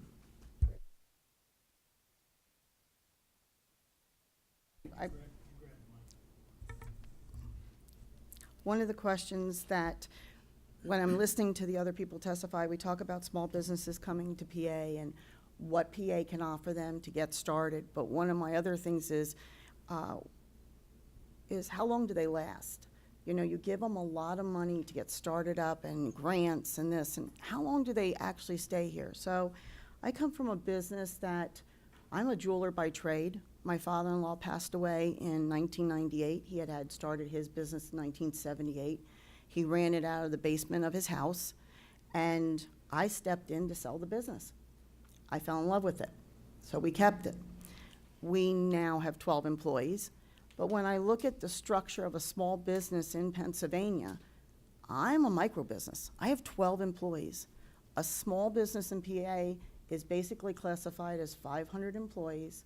There is some different industries that the revenue actually plays in, and some of them can have 1,200 employees. It's hard to be 12 employees and compete. We've managed, we've grown, but we're gonna be, next year we'll be on 40 years. So a small business, as small as we are, moved out of a house. We now we have 2 full warehouses. It's a difficult industry when most of the people that I have to compete against they have the same expenses as I do, same computer systems. Sorry, okay. Same computer systems, accountants, lawyers, everything that it takes to run a business. But I don't have the revenue that they have, but you have to do it to stay competitive. A funny story is that American Water, I'm sure you all know who they are in the state of Pennsylvania. Pennsylvania is the largest state that American Water operates in. Their corporate office is out of New Jersey.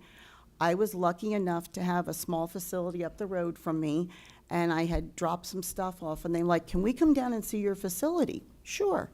They came down and they went, oh, wow, you got to meet our safety director. I do industrial safety supplies. That is my main business.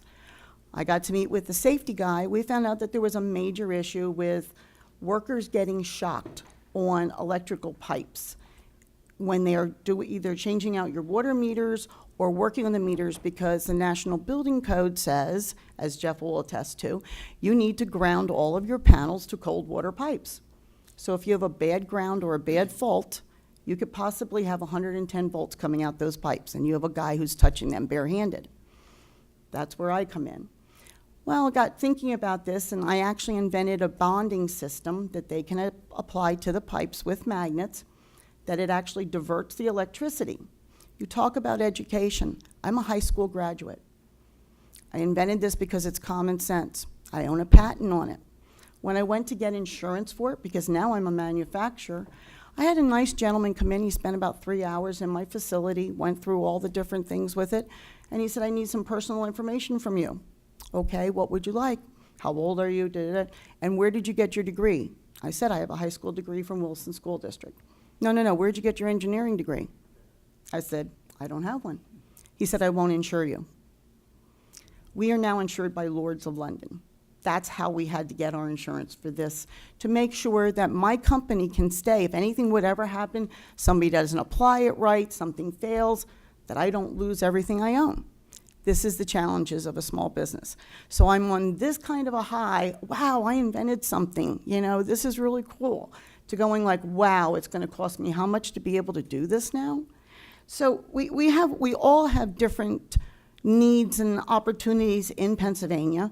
You were just talking about the mercantile tax. Mercantile tax, there's only 2 districts in Pennsylvania that actually still has it, and luckily Wilson is one of them. But they used to collect your taxes quarterly. That was easy. This is what I did for the quarter, sent the money in, and I was a happy little camper. Now they decided, no, we're gonna collect it yearly. It's funny, I have to pay that tax before my federal taxes are due. No, wait a minute. Why would I have to do this? Because the state empowered the school districts to be a taxing entity, and they make up their own rules. So if the federal government gives me an extension on my taxes, and so does PA, but mercantile doesn't, it's penalty upon penalty. And if anybody has ever run a business and to try to get your taxes done on time and get it into your accountant, you're never on time. That's why there's extensions. Mercantile doesn't have any extensions. But one of the areas in my business is called arc flash. So if any of you have looked at your panel in your house, there's an NFPA 70E standard that if you open up that panel, you must be garbed in a certain way. This is what I specialize in. Goes from gloves to face shield to clothing. And actually, Jeff is one of my customers. So moving forward with the NFPA, and it's a very, very big business. There's a lot of people who have been killed and hurt and maimed. So you talk about workman's comp, you need safety clothing. In the state of Pennsylvania, safety clothing is taxed. Unless you're a manufacturing facility. Really? Now you talk about workman's comp. Why would you tax something that OSHA says you have to wear? But it is taxed. The sales tax, the way sales tax is set up in Pennsylvania has so many inconsistencies. For example, earplugs are taxed, but hearing aids and batteries are not. So you have to go deaf first, and then it's a non-taxable item. Instead of being preventative, we could do it beforehand. It's the same thing. Tanning beds are non-taxable. You can go and get a tan. But if you go to buy sunblock, that's taxable. Oh, but if you need the ointment to help you, that's non-taxable. There has to be a better way of doing the sales tax. And it's very, very difficult. We just got audited by sales tax. The amount of money that we've had to pay our accountant, hours that we've spent with this, which our computer system spits it out. When I got the first audit back, You have to fill out an exemption certificate. And I deal with some fairly large companies, Carpenter Technology, Standard Steel, Quadrant Engineering. I mean, they're all manufacturing facilities. But when I got the list back, I was really amazed to see that they were asking for exemption certificates for the Township of Spring, Muhlenberg Township, Wilson School District. Like, these are municipalities. These are non-taxable entities. They always have been. I have a Pennsylvania state auditor taking up my time. She's asking me this, and when she should know this. And when I sent that response back, she said, go get certificates. This is set up by the state. It always has been. Why do I have to go and do something that the state set up to begin with? Or does the auditor not trained well enough to knowing what I'm going through and how I'm dealing with this? One of my biggest things that we sell is gloves. So as we were talking about electrician's gloves, electrical gloves are rubber. If you look in the standard of this thing, all rubber gloves are taxable. Oh, no, wait a minute. Unless you're a doctor and you're using a latex glove, which, by the way, is rubber, it's non-taxable. What about all the other materials? It goes into some leather and it goes into some fur. What about nitrile, butyrol, neoprene? You know, instead of breaking it down, either gloves are taxable or they're not taxable. And if you would look at unfortunately, Representative Cox had to listen to me. I went in and I said, look at these inconsistencies. And while we were doing this, he actually pulled up the Pennsylvania Bulletin on his computer. And I just made an observation that, Bibles were taxable. He went, no, they're not. I'm like, yeah, they are. On his Pennsylvania Bulletin, they were listed as non-taxable. On the paper that I download from the state, they're taxable. So how many other inconsistencies do we have? And this costs tons and tons and tons of money. I don't have a problem paying it. Can we just be consistent on how we bill everybody and what is? So safety clothing is taxable, but you can buy biking clothing, bowling shirts. That's all non-taxable. I always thought sales tax was more like a necessity. So if you don't need it, you don't need the fur coat, you're going to pay tax on it. I really think when we look at safety and you talk about workman's comp, I think then that's actually a necessity. I think it's something that I would appreciate if it could be looked at.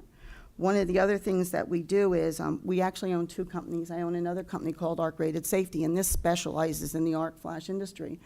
So when I got in a little while and I started looking at the clothing that they were making, I've been sewing since I was 7 years old. I'm like, I can make this. I'm from Berks County. We had liningers for underwear. We had Vanity Fair. We had Dolphin. I can get sewers. I have an extra warehouse. I'll set up my own sewing factory. There's no more sewers. They're gone. I searched. And if you look, as you know, when I was in high school, which we're going back a ways, but we were over at Vanity Fair, you were trying on the jeans behind boxes because they were still sewing upstairs. Well, we don't have that anymore. We don't have liningers anymore. Dolphin was recently bought out. We don't have that core, and those are not college people. Those are our hardworking, down-to-earth people. Workforce is a big, major issue for us. We've had a lot of people come through our doors and that. First, we were told, you need to have benefits. We were a really small company. Started out with 1 employee. Now we have 12. We got benefits. We pay $50,000 a year for our benefits for our employees. That's a lot of money coming out of the company. I'd like to take it home in a paycheck if I could, but I need those employees. I want them to be treated fairly. We pay 90% of our employees' benefits because we want them to stay. It's a lot of work to understand what safety does. We have a lot of standards through OSHA that we have to follow. You can't just take somebody in and say, okay, you can just answer the phone. They actually have to learn all this, and they're not going to learn it in college. They're not even going to learn it in a tech school. They have to be on site.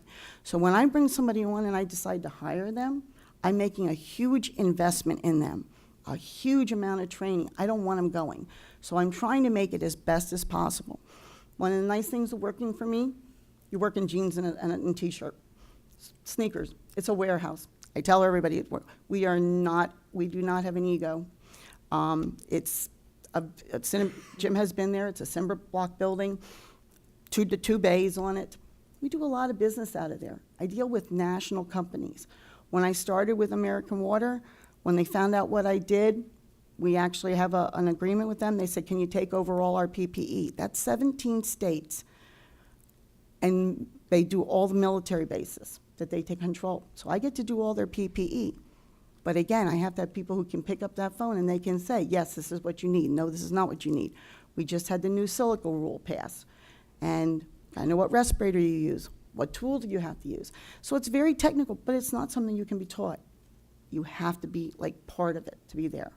I would just appreciate an overview of how you classify a small business. One of the gentlemen up here was talking about the Department of General Services and said, unfortunately, we have to buy from the cheapest one. That's not true. A number of years ago, one of your former governors changed the Department of General Services completely on its head.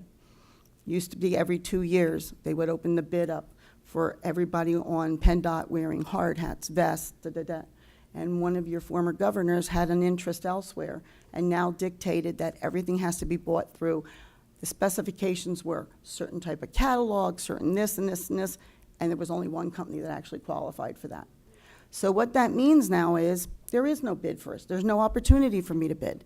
And I'm actually federally certified as a woman-owned business, not just a small business, a woman-owned business, and I can't bid in Pennsylvania.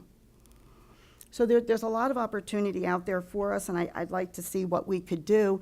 You were talking about importing. One of my customers is Quadrant Engineering, and they actually have a plant in Mexico.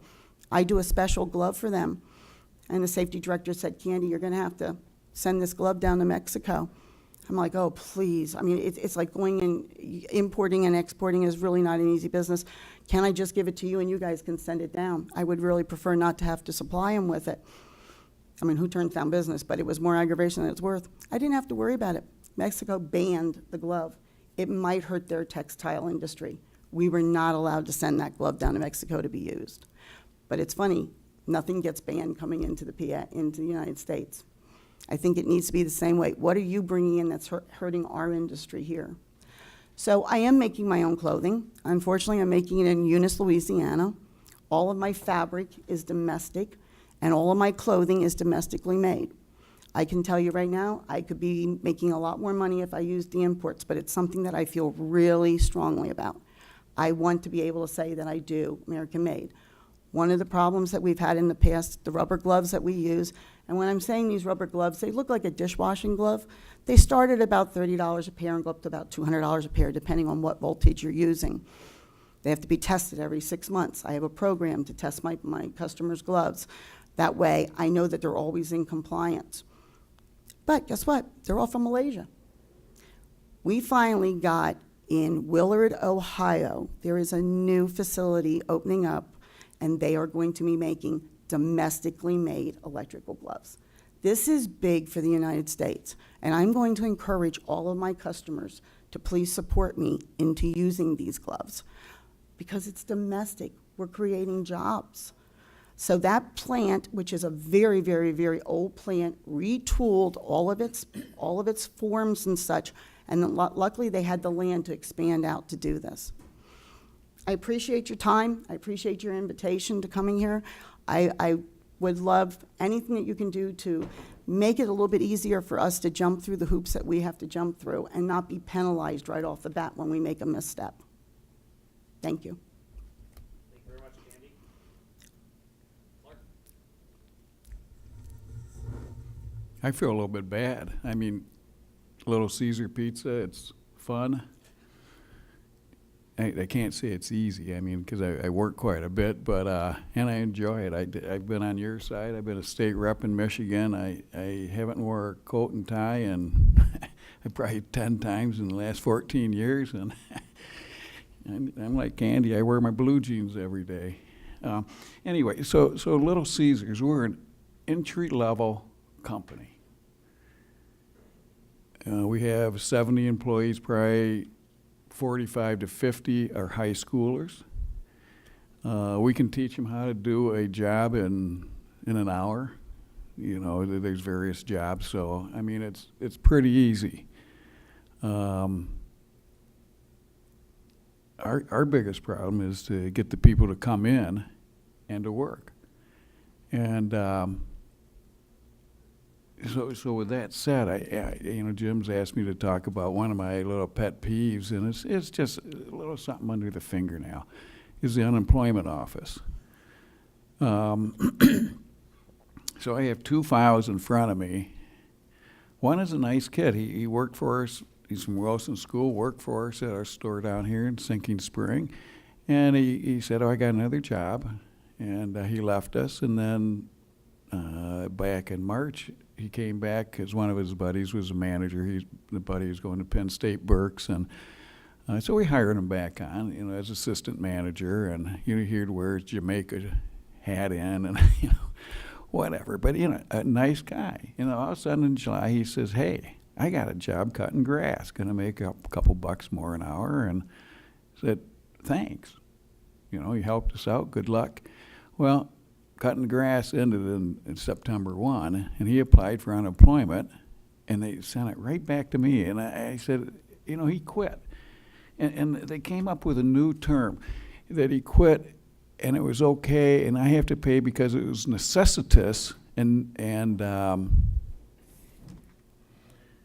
compelling that he leave. And I'm thinking, wait a minute. Here's one of the kids. He has a car, a driver's license, car. I got 4 stores, almost 5. Every day I'm short somebody. And he's working 25, 30 hours a week. I could work him a lot more by saying, hey, I need you at Easter Lane, I need you at Perkiomen, I need you, but instead, he just goes to the unemployment office and they say, yeah, he gets it. And that's why I couldn't make your 10 o'clock, because I had a 10 o'clock with the unemployment people, and a very nice person, and he didn't show up. And her comment was, well, we'll see what happens, and if you do get hit with this, apply, just reply to him and say, this shouldn't be on me. Take it out of the other half of the money that I send in there. If you want to pay him unemployment, you go right ahead, but out of your funds. And so that was her, kind of like tip-off that I lost. Another case that just happened, and we hired this lady, and again, it was an assistant manager, a nice lady. She's married, 3 kids. Next thing, she's getting divorced. But she would come in and work the front counter, maybe land a pizza, but would do nothing else. Wouldn't go back to make a pizza, wouldn't go back to clean, wouldn't, so when the next shift came in, the night shift came in, no dishes were done, there wasn't sauce made, wings weren't prepped, pizzas weren't prepped. And, we warned her, and our problem was we warned her in January, and we kept her around. Finally, in June, we said, enough is enough, and we let her go. And the unemployment office says, well, you had 6 months in there. Well, we're compassionate people. It doesn't take much. I mean, she'd show up on time. We just couldn't get her to work, and we lost that one. Okay. It's I get the feeling like they haven't had a claim against them that paid out, and they had this money building up, so I think we're going to give it to this person. I think we're going to give it to the guy that quit. And I said to her after all the microphones are off today, I said, necessitous, I said, I'm entry level. Everybody comes in there. Now, the high schoolers might quit. They come in and say, my grades are going down. My mom says I can't work. Okay, hey, thanks. I understand that. But most people will quit to say, I'm going to Carpenter. I got a job at DECA. And I say, great. Did we help you get that job? Yes, you did. Thank you. Now, I've never heard of testis test, and I guess I'm responsible for everybody that's worked for me that goes on that doesn't like it, and I just say, I could be in big trouble. We try to treat everybody nice, and anyway. So that's one of mine. And the other one Jim was interested in is working with the townships, and we're going to open up another store in Cumbersome Township. And I got to admit, the electrician is in there, and the inspector came in, and he said, fantastic job. And anyway, you pass the inspection, And, so we're going to go on to the next phase and everything. It's been wonderful. When we were at Muhlenberg, they said the bathroom has to be up front, even though the landlord had put it in the back. And we said, well, why? And they said, well, because we're following the international law on restrooms. And they quoted something, and I called Caesars, and I said, hey, is this accurate? And they said, it is, but if you have less than 300 square feet up front and you have no seating, you don't have to follow that. You can get a waiver on that. So I go back to the township, and he says, I don't care what that says. If you don't have the bathroom up there, you will never get our permit.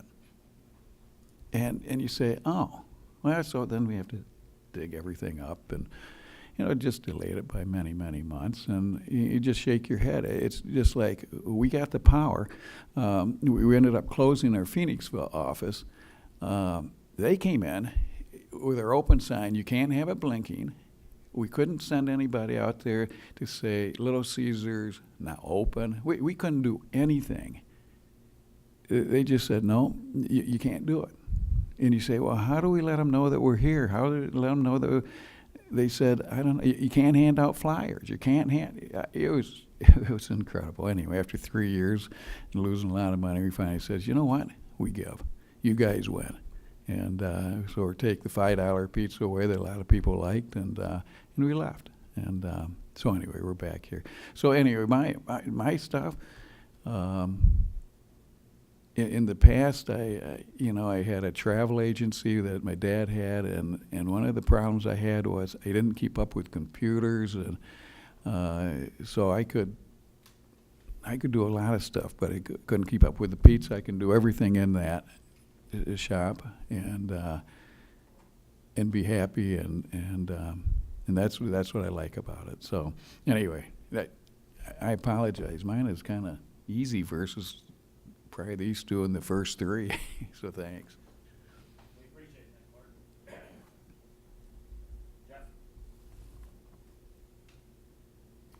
Jeff? Good afternoon. Thank you for the invitation. I own Schatz Electric, which I founded in June of 1975. I was 19 years old, just graduated from Penn State Burke Center. And that was how I put myself through college, doing electrical work, which I started when I was 16, helping electricians. First few years were very challenging, almost went bankrupt, learned a lot. I wish I would have had opportunities like with what Gail did. That would have been a big help, knowing about different programs. A pure entrepreneur just going in and not realizing about accounting and everything else. But today it's more challenging than when I started. And here are some of the reasons. Healthcare. I pay 100% of the employees' healthcare. Their dependents they pay for. We're a highly skilled trade, which means that we pay very well. I don't have a problem with any of this so far. Today, my company spends $18,000 a month on health care. 7 years ago, it was $7,000. How does a small business handle that? And what people don't realize, I have 28 employees. In 2008, I had 45. We do mostly industrial commercial work. We work for most of the industry in Berks County. We work in 7 counties. And one day, people like me are going to say, you know what? Enough is enough. And people better start waking up to that. We need to solve this health care. This can't continue. If I ever go out of business, it's going to be not because I retire probably. It's going to be because health care forced me out, that I don't want the headaches anymore.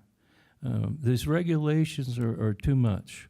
I'll give you another example, workers' compensation. I'm lucky, our workers' comp rate, our mod is only 0.80. We have a terrific safety record. We have a safety committee that meets every month. We buy a lot of safety equipment, as Candy can testify. I believe in safety. I don't want to see anybody get hurt, especially my employees.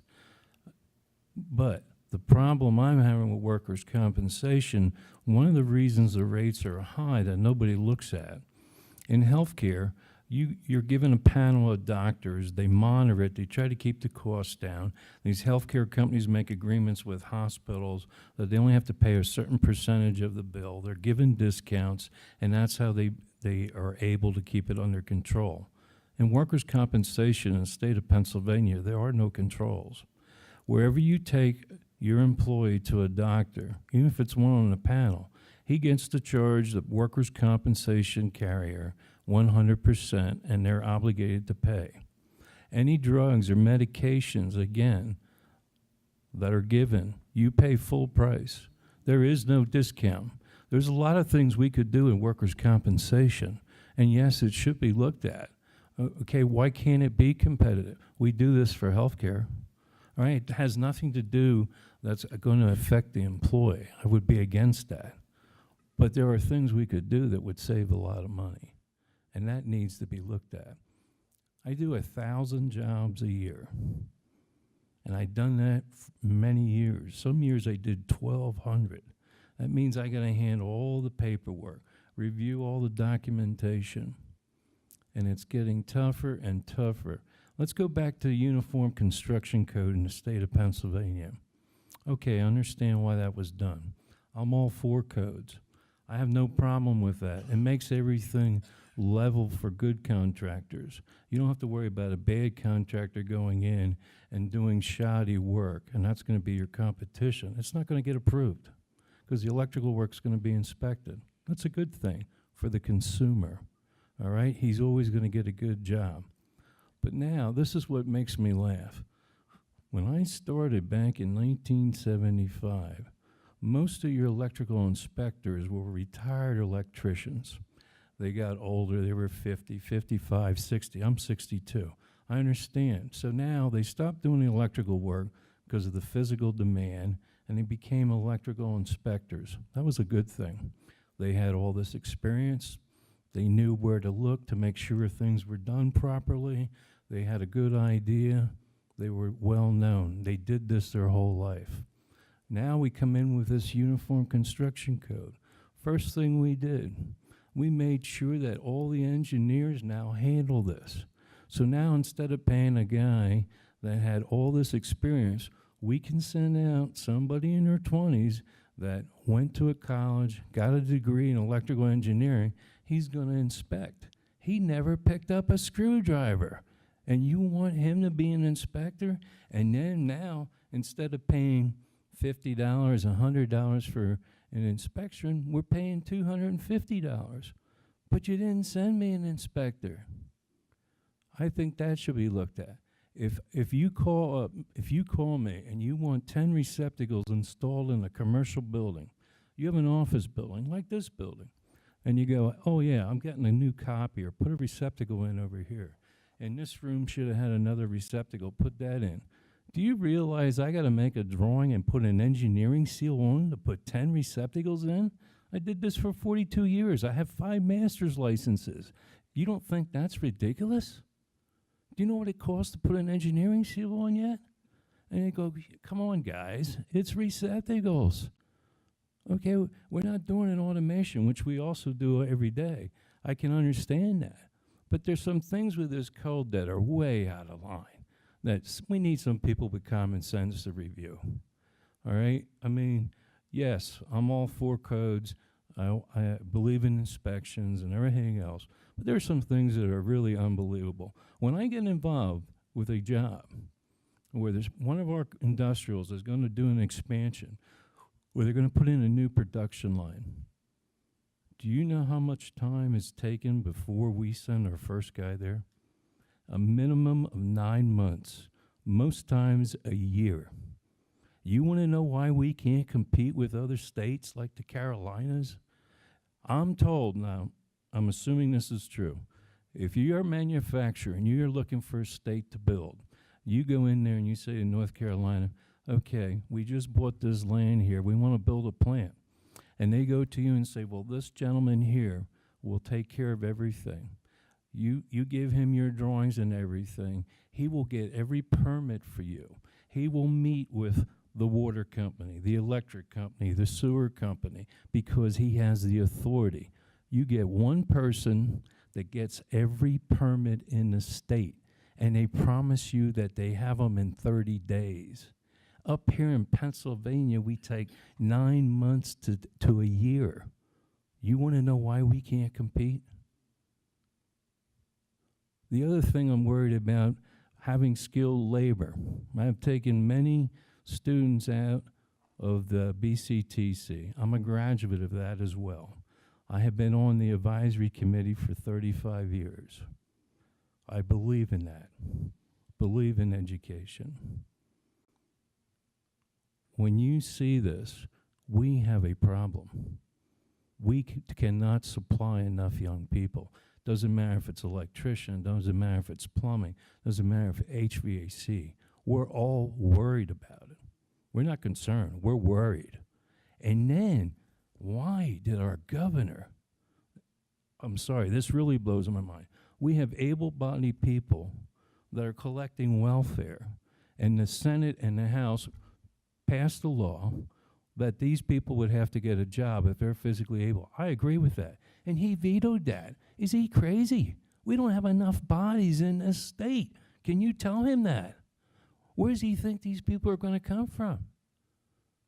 I cannot comprehend that anybody, and I'm a compassionate person, anybody, and today in life is very stressful, and anybody that needs help, I believe in helping. But explain to me how somebody in their 20s or their 30s or 40s that physically are able to do the work, why are they sitting on welfare? Why aren't we saying, hey, good news, we got you a job? Now, and the last thing that is a pet peeve of mine is, and I know this is going to wind some people up, but I'll tell you what, the Berks Conservation District, which is a state agency, some of this stuff they've been coming up with the last 3 years is ridiculous. I built a house for my daughter, and I had personal dealings with them, and yes, they were wound up with me. They called me abrasive because I told them exactly what I thought. Okay, there's no common sense anymore. We have been stalling projects most times because of their requirements. We need to get somebody organized, whether it's like Gail in the county or whatever, and really spearhead this.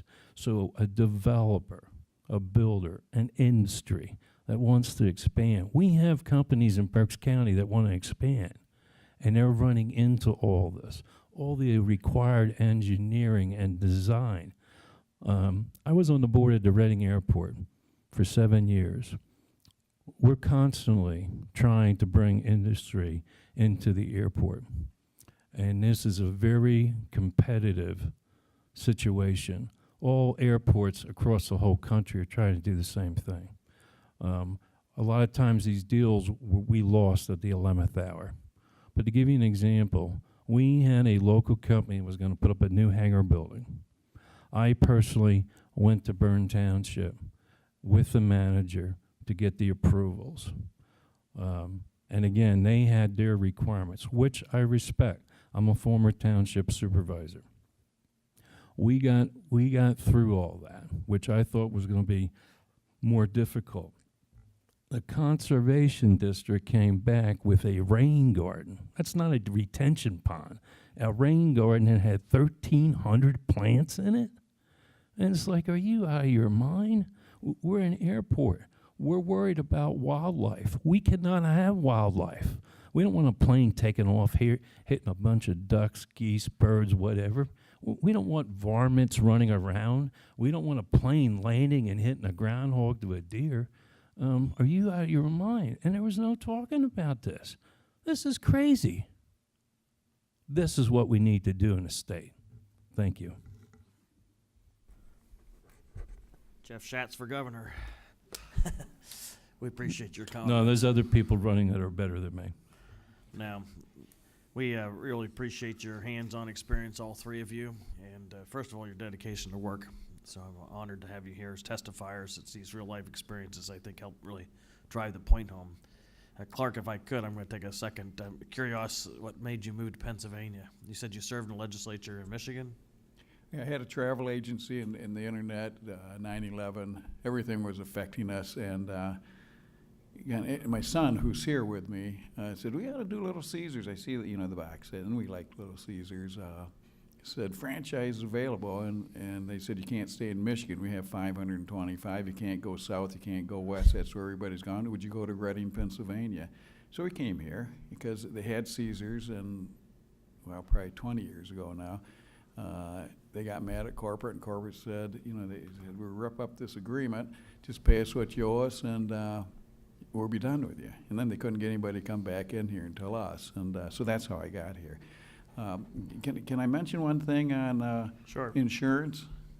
Now, because we hire so many kids, we do not provide insurance. And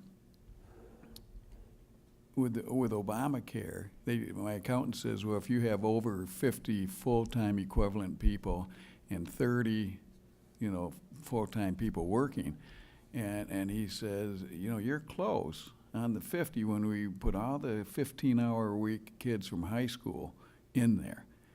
And so when you open up store 5 here, coming up, that'll really get us close. As far as, 30 full-time people, we won't hit that. But we had an opportunity to buy our buddy in Lancaster out, which would have doubled our size, and which would have put us way over. And our accountant said, they don't care about you providing insurance. They just want the $2,000 for full-time equivalent penalty, which he said, could get up to, $200,000. And at which point you just say, well, I don't need to go south and do that. I can, just be happy where I am and hopefully get the debt paid off and retire. I should be retired now, but I'm not. So anyway, just a comment. It's good real-life testimony. We appreciate that. A couple questions, Representative Knowles and Representative Maloney. Not a question, Mr. Chairman, a comment. First of all, I need to commend Representative Cox for the panels that he put together today, as well as the chairman. I've truly enjoyed all of the testimony.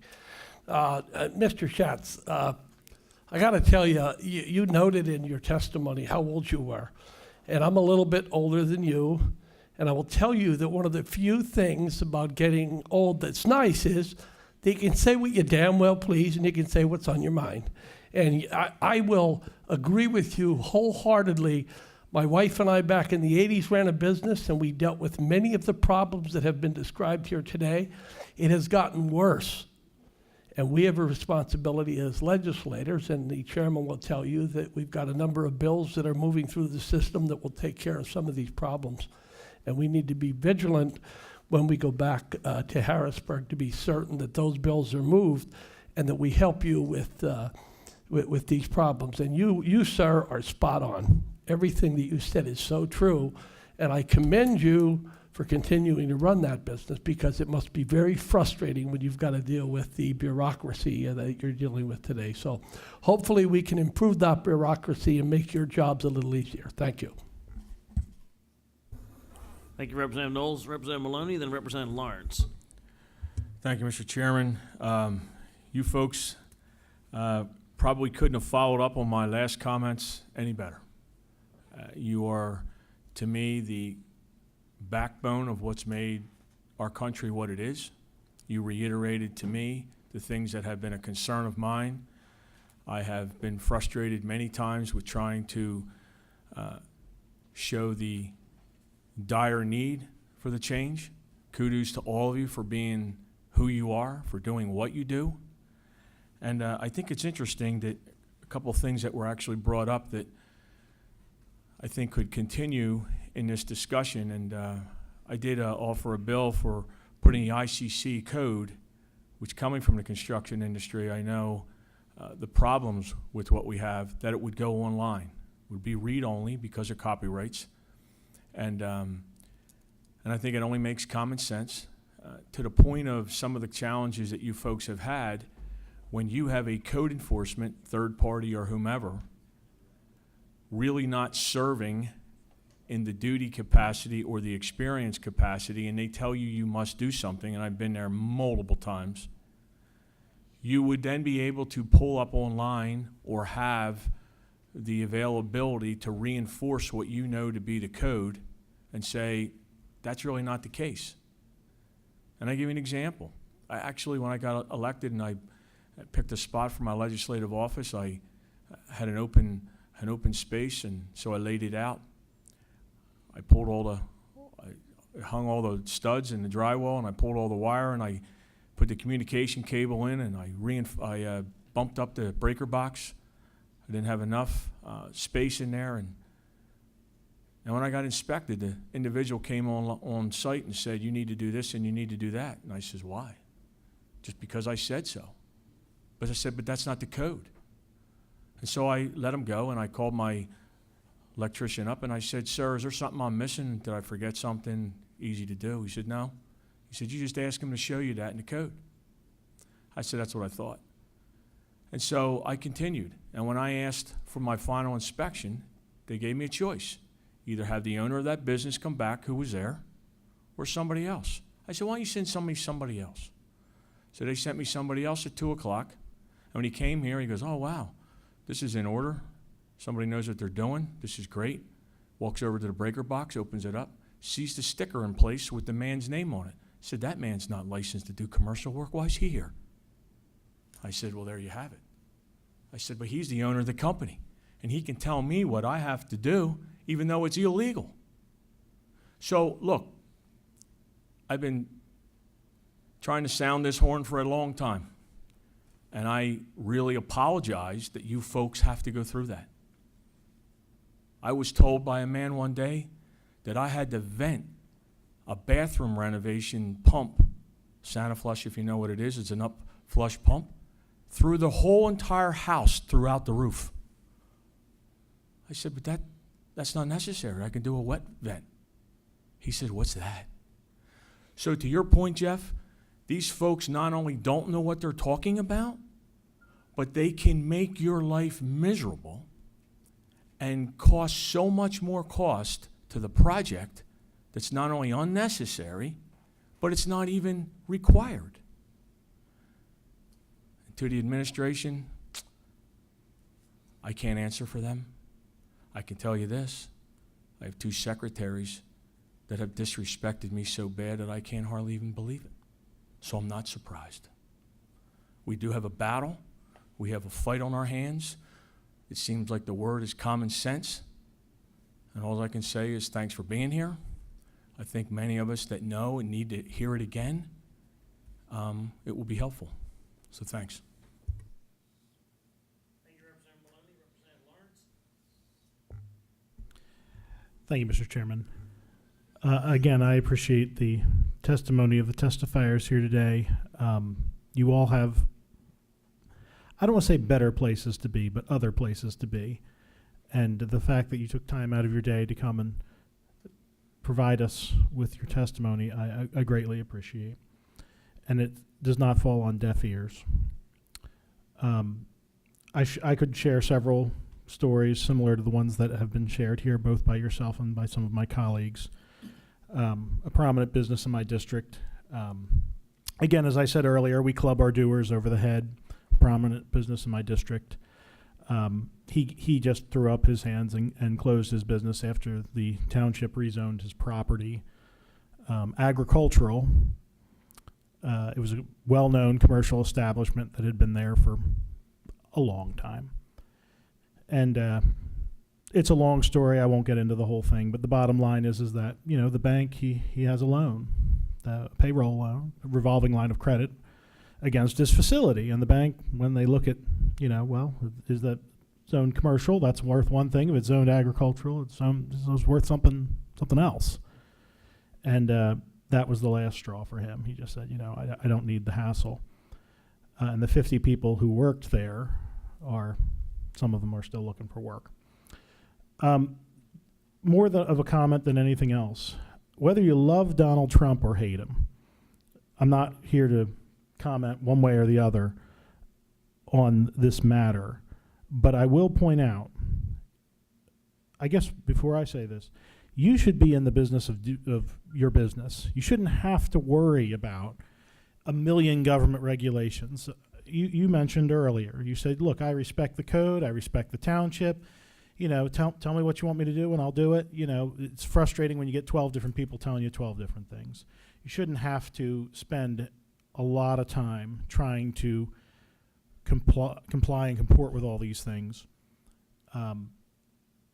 What I'm getting at is this. I had an opportunity to speak recently with someone in the federal, inside the White House, no one famous.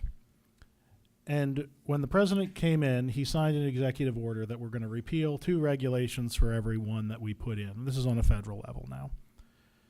And I thought, when I heard that, I thought that sounds to me like, you know, yeah, it sounds to me like a great press release, but it doesn't sound to me like something that's actually going to get accomplished. The gentleman I spoke with happened to be with the Department of Transportation. He said they're up to 23 to 1. That's their ratio. 23 regulations repealed for every 1 enacted. That's to date in 1 year. My encouragement to you, and I'm not trying to put another thing on your plate, and maybe Gail, who testified earlier, is one to try and coordinate something like this. There are comment periods available online that you can submit comments to the Department of Transportation, the Department of Energy, whatever it would be, on federal regulations that need to be reviewed. This is not an opportunity that will last forever. The federal government loves to put on new regulations, and I suspect this is kind of, I won't say a once-in-a-lifetime shot, but certainly to the extent that you can provide thoughtful feedback on regulations on a federal level that need to be reviewed, modified, repealed, whatever it is, this is the golden moment, and I would encourage I would encourage you to take advantage of it. It's not difficult to do. Requires a little bit of navigating of the federalregulations.gov website. I've submitted several comments myself on things that I see from sitting where I sit that need review. But I would encourage you that there is an opportunity there, and I would encourage you, if you have good thoughts, to either be in contact with Representative Cox, your U.S. Congressman, or you can do it yourself. You could do it in 15 minutes. So I'll just make that comment. Thank you, Mr. Chairman. Thank you, John. You always have good, insightful comments. I'm going to make 3 quick comments, and I'm going to let Jim adjourn us here. First of all, one of you, and I can't remember if it was Jeff or Clark, had mentioned that in North Carolina, should you want to put a building up or put a project together, that they basically have a streamlined way of providing one individual. Could you just repeat that, whichever one it was? Yes. Yeah, it was me. Yes, that is correct. We work for a company that opened a facility in North Carolina. We did not go down and do any work. We went down, though, and did startup for them. And when we were down there, we were told how much easier it was, because you are given a contact, and that is your guy. No matter what question comes up, whether it's stormwater or the gas company, you don't have enough gas or electric or whatever, he has established contacts at all the utilities. He has established people, and he calls them up and says, I'm working on this project, and it's for this company. What's going on? When's it going to be approved? What's the holdup? They have someone constantly monitoring this. Start to finish, I assume. Start to finish. And again, that's a great concept. Absolutely. Is that a state employee or a local employee? I was a state employee, because you also have state people involved. Like in Berks County, that would be the Conservation District. That's a state agency. So somebody from the county, yeah, basically they do the funding and that, and they can jump up and down, but really that's a state agency. Why can't we do that in Pennsylvania? If we're going to compete, you can't be pro-jobs and not be pro-business. That's number one. Number two, if we're going to compete, if we're really going to be serious, I really would love to tell the governor this, then get your act together and let's start this process. You're right. I mean, there's a lot of it's just kind of rhetoric. It kind of drives me crazy. Well, just take a look now in the city of Philadelphia, because Amazon wants to go in. Now they can do anything and everything, right? Any other job, they're the biggest pain in the ass, okay? Now, I'm not saying they shouldn't be doing this, But if you can do it for that, just think if we did it for every company. And that doesn't mean bending over and giving everything away for free, but you should be making it easier, okay? That they have somebody to talk to. What is so difficult about doing this? Well, the reason I wanted you to reiterate that, and I appreciate that, is I've often thought that all these departments, regardless of DEP, labor and industry, transportation, they are government employees that should be assisting people if they recognize a problem and then assisting them how to get over it. And unfortunately, as Representative Maloney has testified in his own experience, they almost seem punitive and almost in some kind of law enforcement mentality within their regulatory oversight, which to me is the greatest deterrent away from job growth and growth of business. One thing I forgot, when I built my daughter's house in Greenwich Township was very, very nice. Our engineer was a local engineer that's a good friend, worked together well. He drew up this retention pond. I bought 40 acres of land, beautiful piece of ground, set a house up on the hill, so we had to deal with steep slopes, but it has a magnificent view. So I got these plans from my engineer that I paid. And I go, wow, this pond's way too big. And I said to this guy, I called up the engineer and I said, what are you thinking? You thinking this is a 100-home development? And he starts laughing. He says, no. He said, that's what Berks Conservation District came up with. I said, set up a meeting, took my daughter along. I told my daughter, I said, look, I know your dad gets a little passionate at times. This is one of those days, okay? So I went around to developments, 100-home developments, and took pictures of their retention ponds. They were much smaller than the one they wanted me to build for one house on farmland. It's not going to be developed. It's going to always remain in agriculture. So this guy's trying to explain this to me, and I stayed professional, didn't swear, but I was passionate in some of the things I said. I said, I like to see your calculations. Well, he said, you probably wouldn't understand. You're not an engineer. I said, actually, I do calculations every day. I'm not stupid. I said, I can figure it out. I want to see them. So he came in with all this stuff, and I said, tell me what happened when you did this development. I had 3 developments, gave him the pictures. That size is half, and there's 100 homes on it. I said, I don't know what you did, but you have no idea how bad you screwed up. We went back and forth. Finally, they agreed to reduce it by half. And here's some of the new regulations. We had to plant 3 weeping willow trees in the pond. I said, I don't want weeping willow trees. Number one, they're dirty. I don't like them. No, it must be that because they absorb the water. I said, would you make up your mind? Are we doing recharge of the groundwater, or are we sucking it up in the trees? Because you don't make sense to me. Why would we do both? Then we had to plant 12 red maple trees along the driveway. So he drew them in on the drawing, and I said, why is that? Why red maple? And he goes, oh, he said, that's what we recommend. That's the way. And I said, well, I'm not planting the trees on the edge of the blacktop. I said, anybody with common sense knows about roots. They're going to be 15 feet at least, or 20 feet off the edge of the driveway. I said, is this your first project? This house is at least 3,000 feet from the neighbor. He's worried about the water running down from the house to the neighbor's house. They said it'll never happen. Number one, soil conditions. Okay, there's a lot of shale. Second reason, there's 3 hay fields between us. I said, how's the water going to run all the way down there? Oh, it could. I'm sorry. Even if we mowed the hay and we had 2 days of rain, it's not going to run all the way down to the neighbor's house. This is the kind of stuff you deal with. That was what was very upsetting.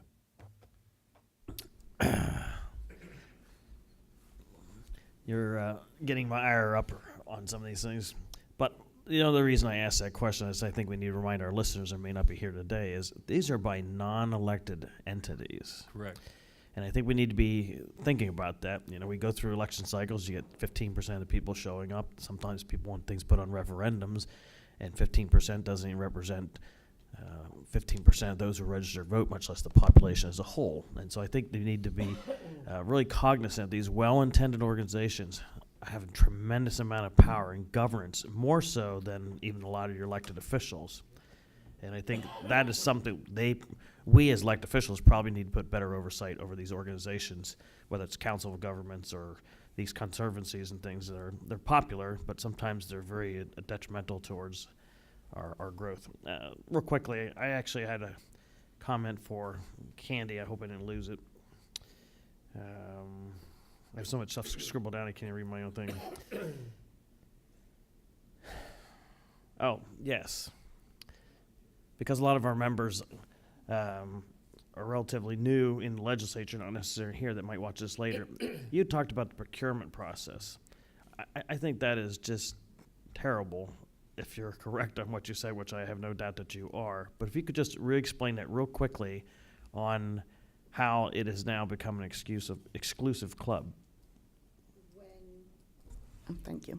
When I first took over this, and I found out about the Department of General Services. So of course we do hard hat, face shields, that type of thing. Right. And I was told, oh, this bid comes up. So there was no internet at this point. So I sent for the documents and everything like that. So it was really interesting to get into the process, and I had never done it before. So the day that the bid opened, I'm up in Harrisburg. And it was interesting. I'm the only one who showed up to actually see what my bid was.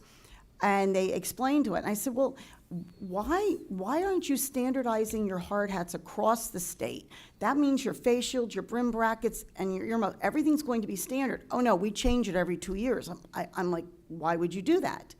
So I got very involved in this, and I was actually trying to make inroads in standardizing it, because I would have different DOP places calling me and saying, hey, my brim bracket doesn't fit, or why don't my earmuffs fit on my hard hat? Because they kept changing them. This is a money issue that any industry should be aware of. Next thing I know, I'm not seeing the bid come up anymore, so I looked into it. This is several governors back. Found out that they made the criteria. I believe the Department of General Services was like at 16 people, and it went down to 3. And that they were saving all this money by doing this, because the criteria to be able to bid is you had to produce an online catalog now. It had to be, you also had to have a physical catalog. And all the criteria, there was only one company that met it. And I found out that because of a relationship within his family, who was actually sitting on the board of that company, and now that's standard. So I do business with Berks County Parks. I do all their first aid. And when you pay, it goes into the courthouse type of thing. And I said to the lady in there, I said, I just wanted to let you know, I have a certificate, I'm WBENC, I'm woman-owned, da-da-da. And she said, oh no, we have to buy from so-and-so. And I said, why? I said, Berks County Parks isn't doing it. As you can see, they use me for the first aid. Oh, Department of General Services. Now, being minority, supposedly that's supposed to give me an edge. It doesn't, just for this type of thing. And I said, I'm diversity. You are supposed to use me. No. This other one trumps what I do. So there are a lot of municipalities. I deal with the Township of Spring. And that's because the guys come over, saw me, met me through the fire. Jeff never knew me. He drives by my facility how many times a day. He actually was in one of my other customers, and I'm like, you're not buying from Bilco? He stopped by and wanted to see what we were all about. So, we're not a big company. I don't want to be a big company. I have more employees than I ever thought I would have to have. Unfortunately, when you talk about education, could you please start a facility they get a common sense degree? Because we would love that. We don't even care about the other ones. Just give me a common sense degree and it would be great. But because that was set in, it's costing the state a lot of money. These guys now use this catalog. And as long as they stay in budget, they use their P card and they go and buy whatever they want. So instead of saying the gloves are X amount of bid, and I actually have my old bid forms. This is what it is. This is where it's going to get sent out. They're not allowed to exceed this. As long as they don't exceed their monthly purchase, they're buying gloves for home, they're doing this, and nobody's watching it. Because the Department of General Services has now been basically terminated in my area. I can't say for the rest of it, but in my area. When I work with companies and I find out what they're using, that's what we stay with. I mean, just for instance, Carpenter Technology, Standard Steel, High Steel, they all use fiber metal hard hats. If I was to introduce another hard hat there, the amount extents for that company would be ridiculous, because none of the brim brackets would fit, none of the face shields would fit, you can't even wear earmuffs. It's ridiculous, but the state does it. So if you look, next time you drive down the road, go down the turnpike and that stuff, look at your state employees. They're not all wearing the same vests. They all have different vests. I'm not saying that they're not compliant. They all have different vests. Look at their hard hats. They're not the same anymore. So that costs money if you're all under the same umbrella. And it's a safety issue too. Where, when did they buy it? I used to watch, your hard hats are good for 5 years, your suspensions need to be changed out every year. I would send notices out saying, this is what you need to do, Your harnesses. Your harnesses have to be inspected every time you wear them, and they're good for 5 years. I would send out a notice and say, these harnesses were purchases. I do AEDs across the country for American Water. All of their pads have to be be changed out every 2 years, their batteries every 4 years. I have every serial number, every truck that they're on. I send an email. These need to be switched out. And we follow up. It's what I do. One of the reasons my business has survived is customer service. I mean, 9 times out of 10, we all have phones now that tell you who's calling. So you know which calls to avoid and which ones you don't want to pick up, But I can tell you, 9 times out of 10, when I know the call's for me, I'll pick it up. When Representative Cox called me the other day, yep. Why? Why am I going to put it through my girls and then have it put to me? It's going to come to me anyway.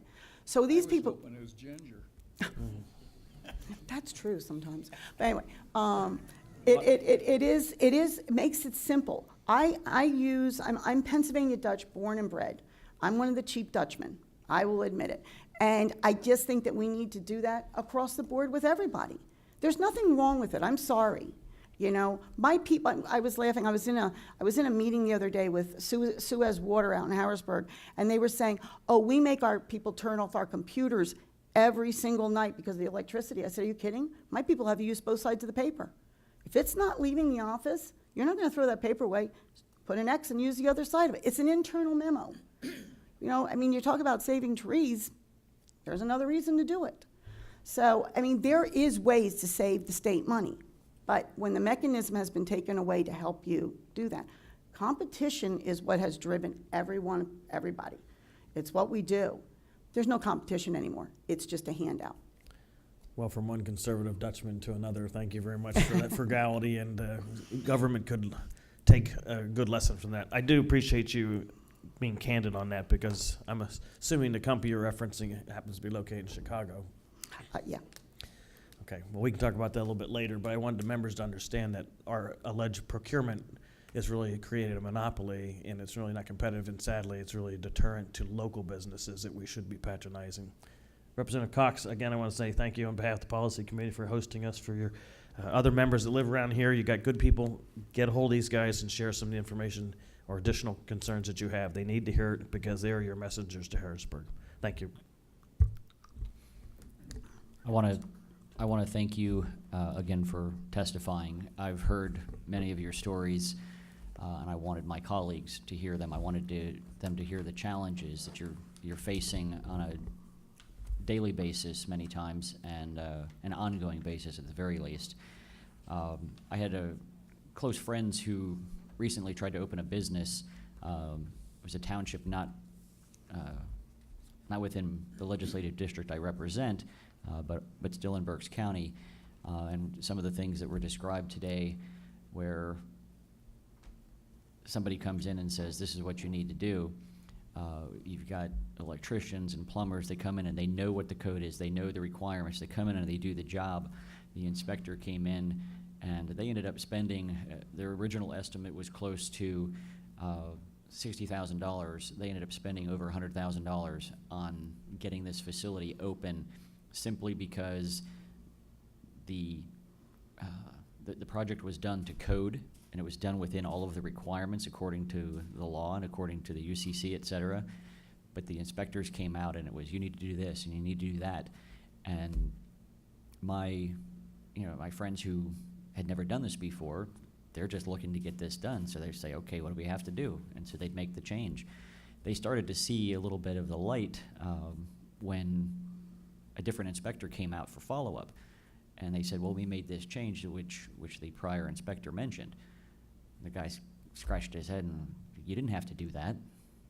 They just about blew their lid because they had spent $12,000 on venting something that didn't need to be vented a certain way, but they did it to comply with the prior inspector's instructions. And so you have highlighted some of those very things. I know in speaking with Clark, you've had opportunities to automate, and there are machines that can do a lot of the work that these employees do. And I think one of the last times we talked to you, you described a machine that could potentially eliminate 10 employees, just spending a chunk of money on this equipment.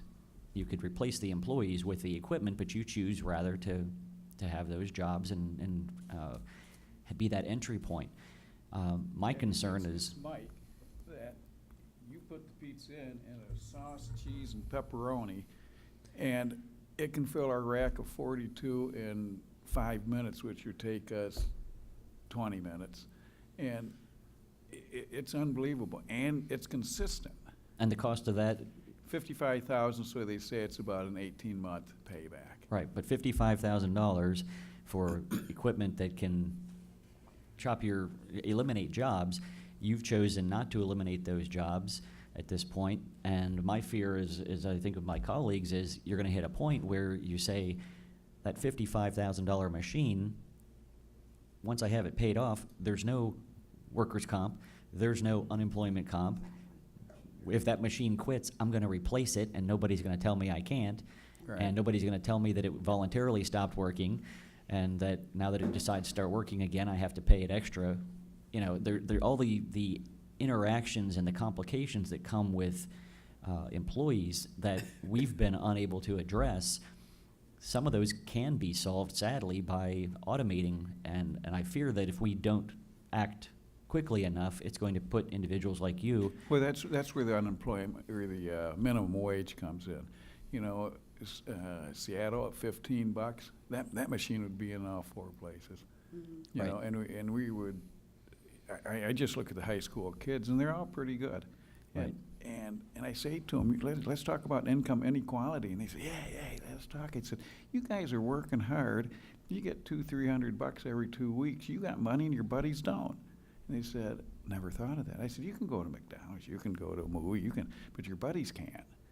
And I said, that's what this is about. But if you guys want to raise minimum wage, we'll figure out. Or at my age, if I get the debt paid off to the banks, we're solid. Well, again, I appreciate all of you. The common sense business ownership that we've seen testified here today from the 3 of you and the panel before you. I spoke with my staff early on when somebody mentioned an idea, and they said, you know, why is it that government doesn't do this? And I said, well, I'll tell you why, because the idea that you're talking about is common sense. And common sense and government quite often just don't mix. And that's the sad commentary, but it's so often true. And as Representative Maloney pointed out, it's something that's been ongoing for years and years and years, but we can't seem to get the political capital together to pass bills that actually make it across the governor's desk, even though we get it to the governor's desk, as Jeff Schatz mentioned, the governor vetoes it. So we appreciate your testimony. I'll say again that it was very helpful, and I'm hoping that this will help spur some activity in the legislature, and I appreciate your time again today. Thank you. Before we close, I just want to thank our audiovisual crew. They do a good job. This is available on PCN for those who want to watch it second time, and our members who are not able to be in attendance will be also able to review it. Candy, Clark, Jeff, thank you first of all for your work. Thank you for taking time out of that work and spending time with us today, and we'll continue to try to fight that fight for you. Thank you. This meeting is adjourned.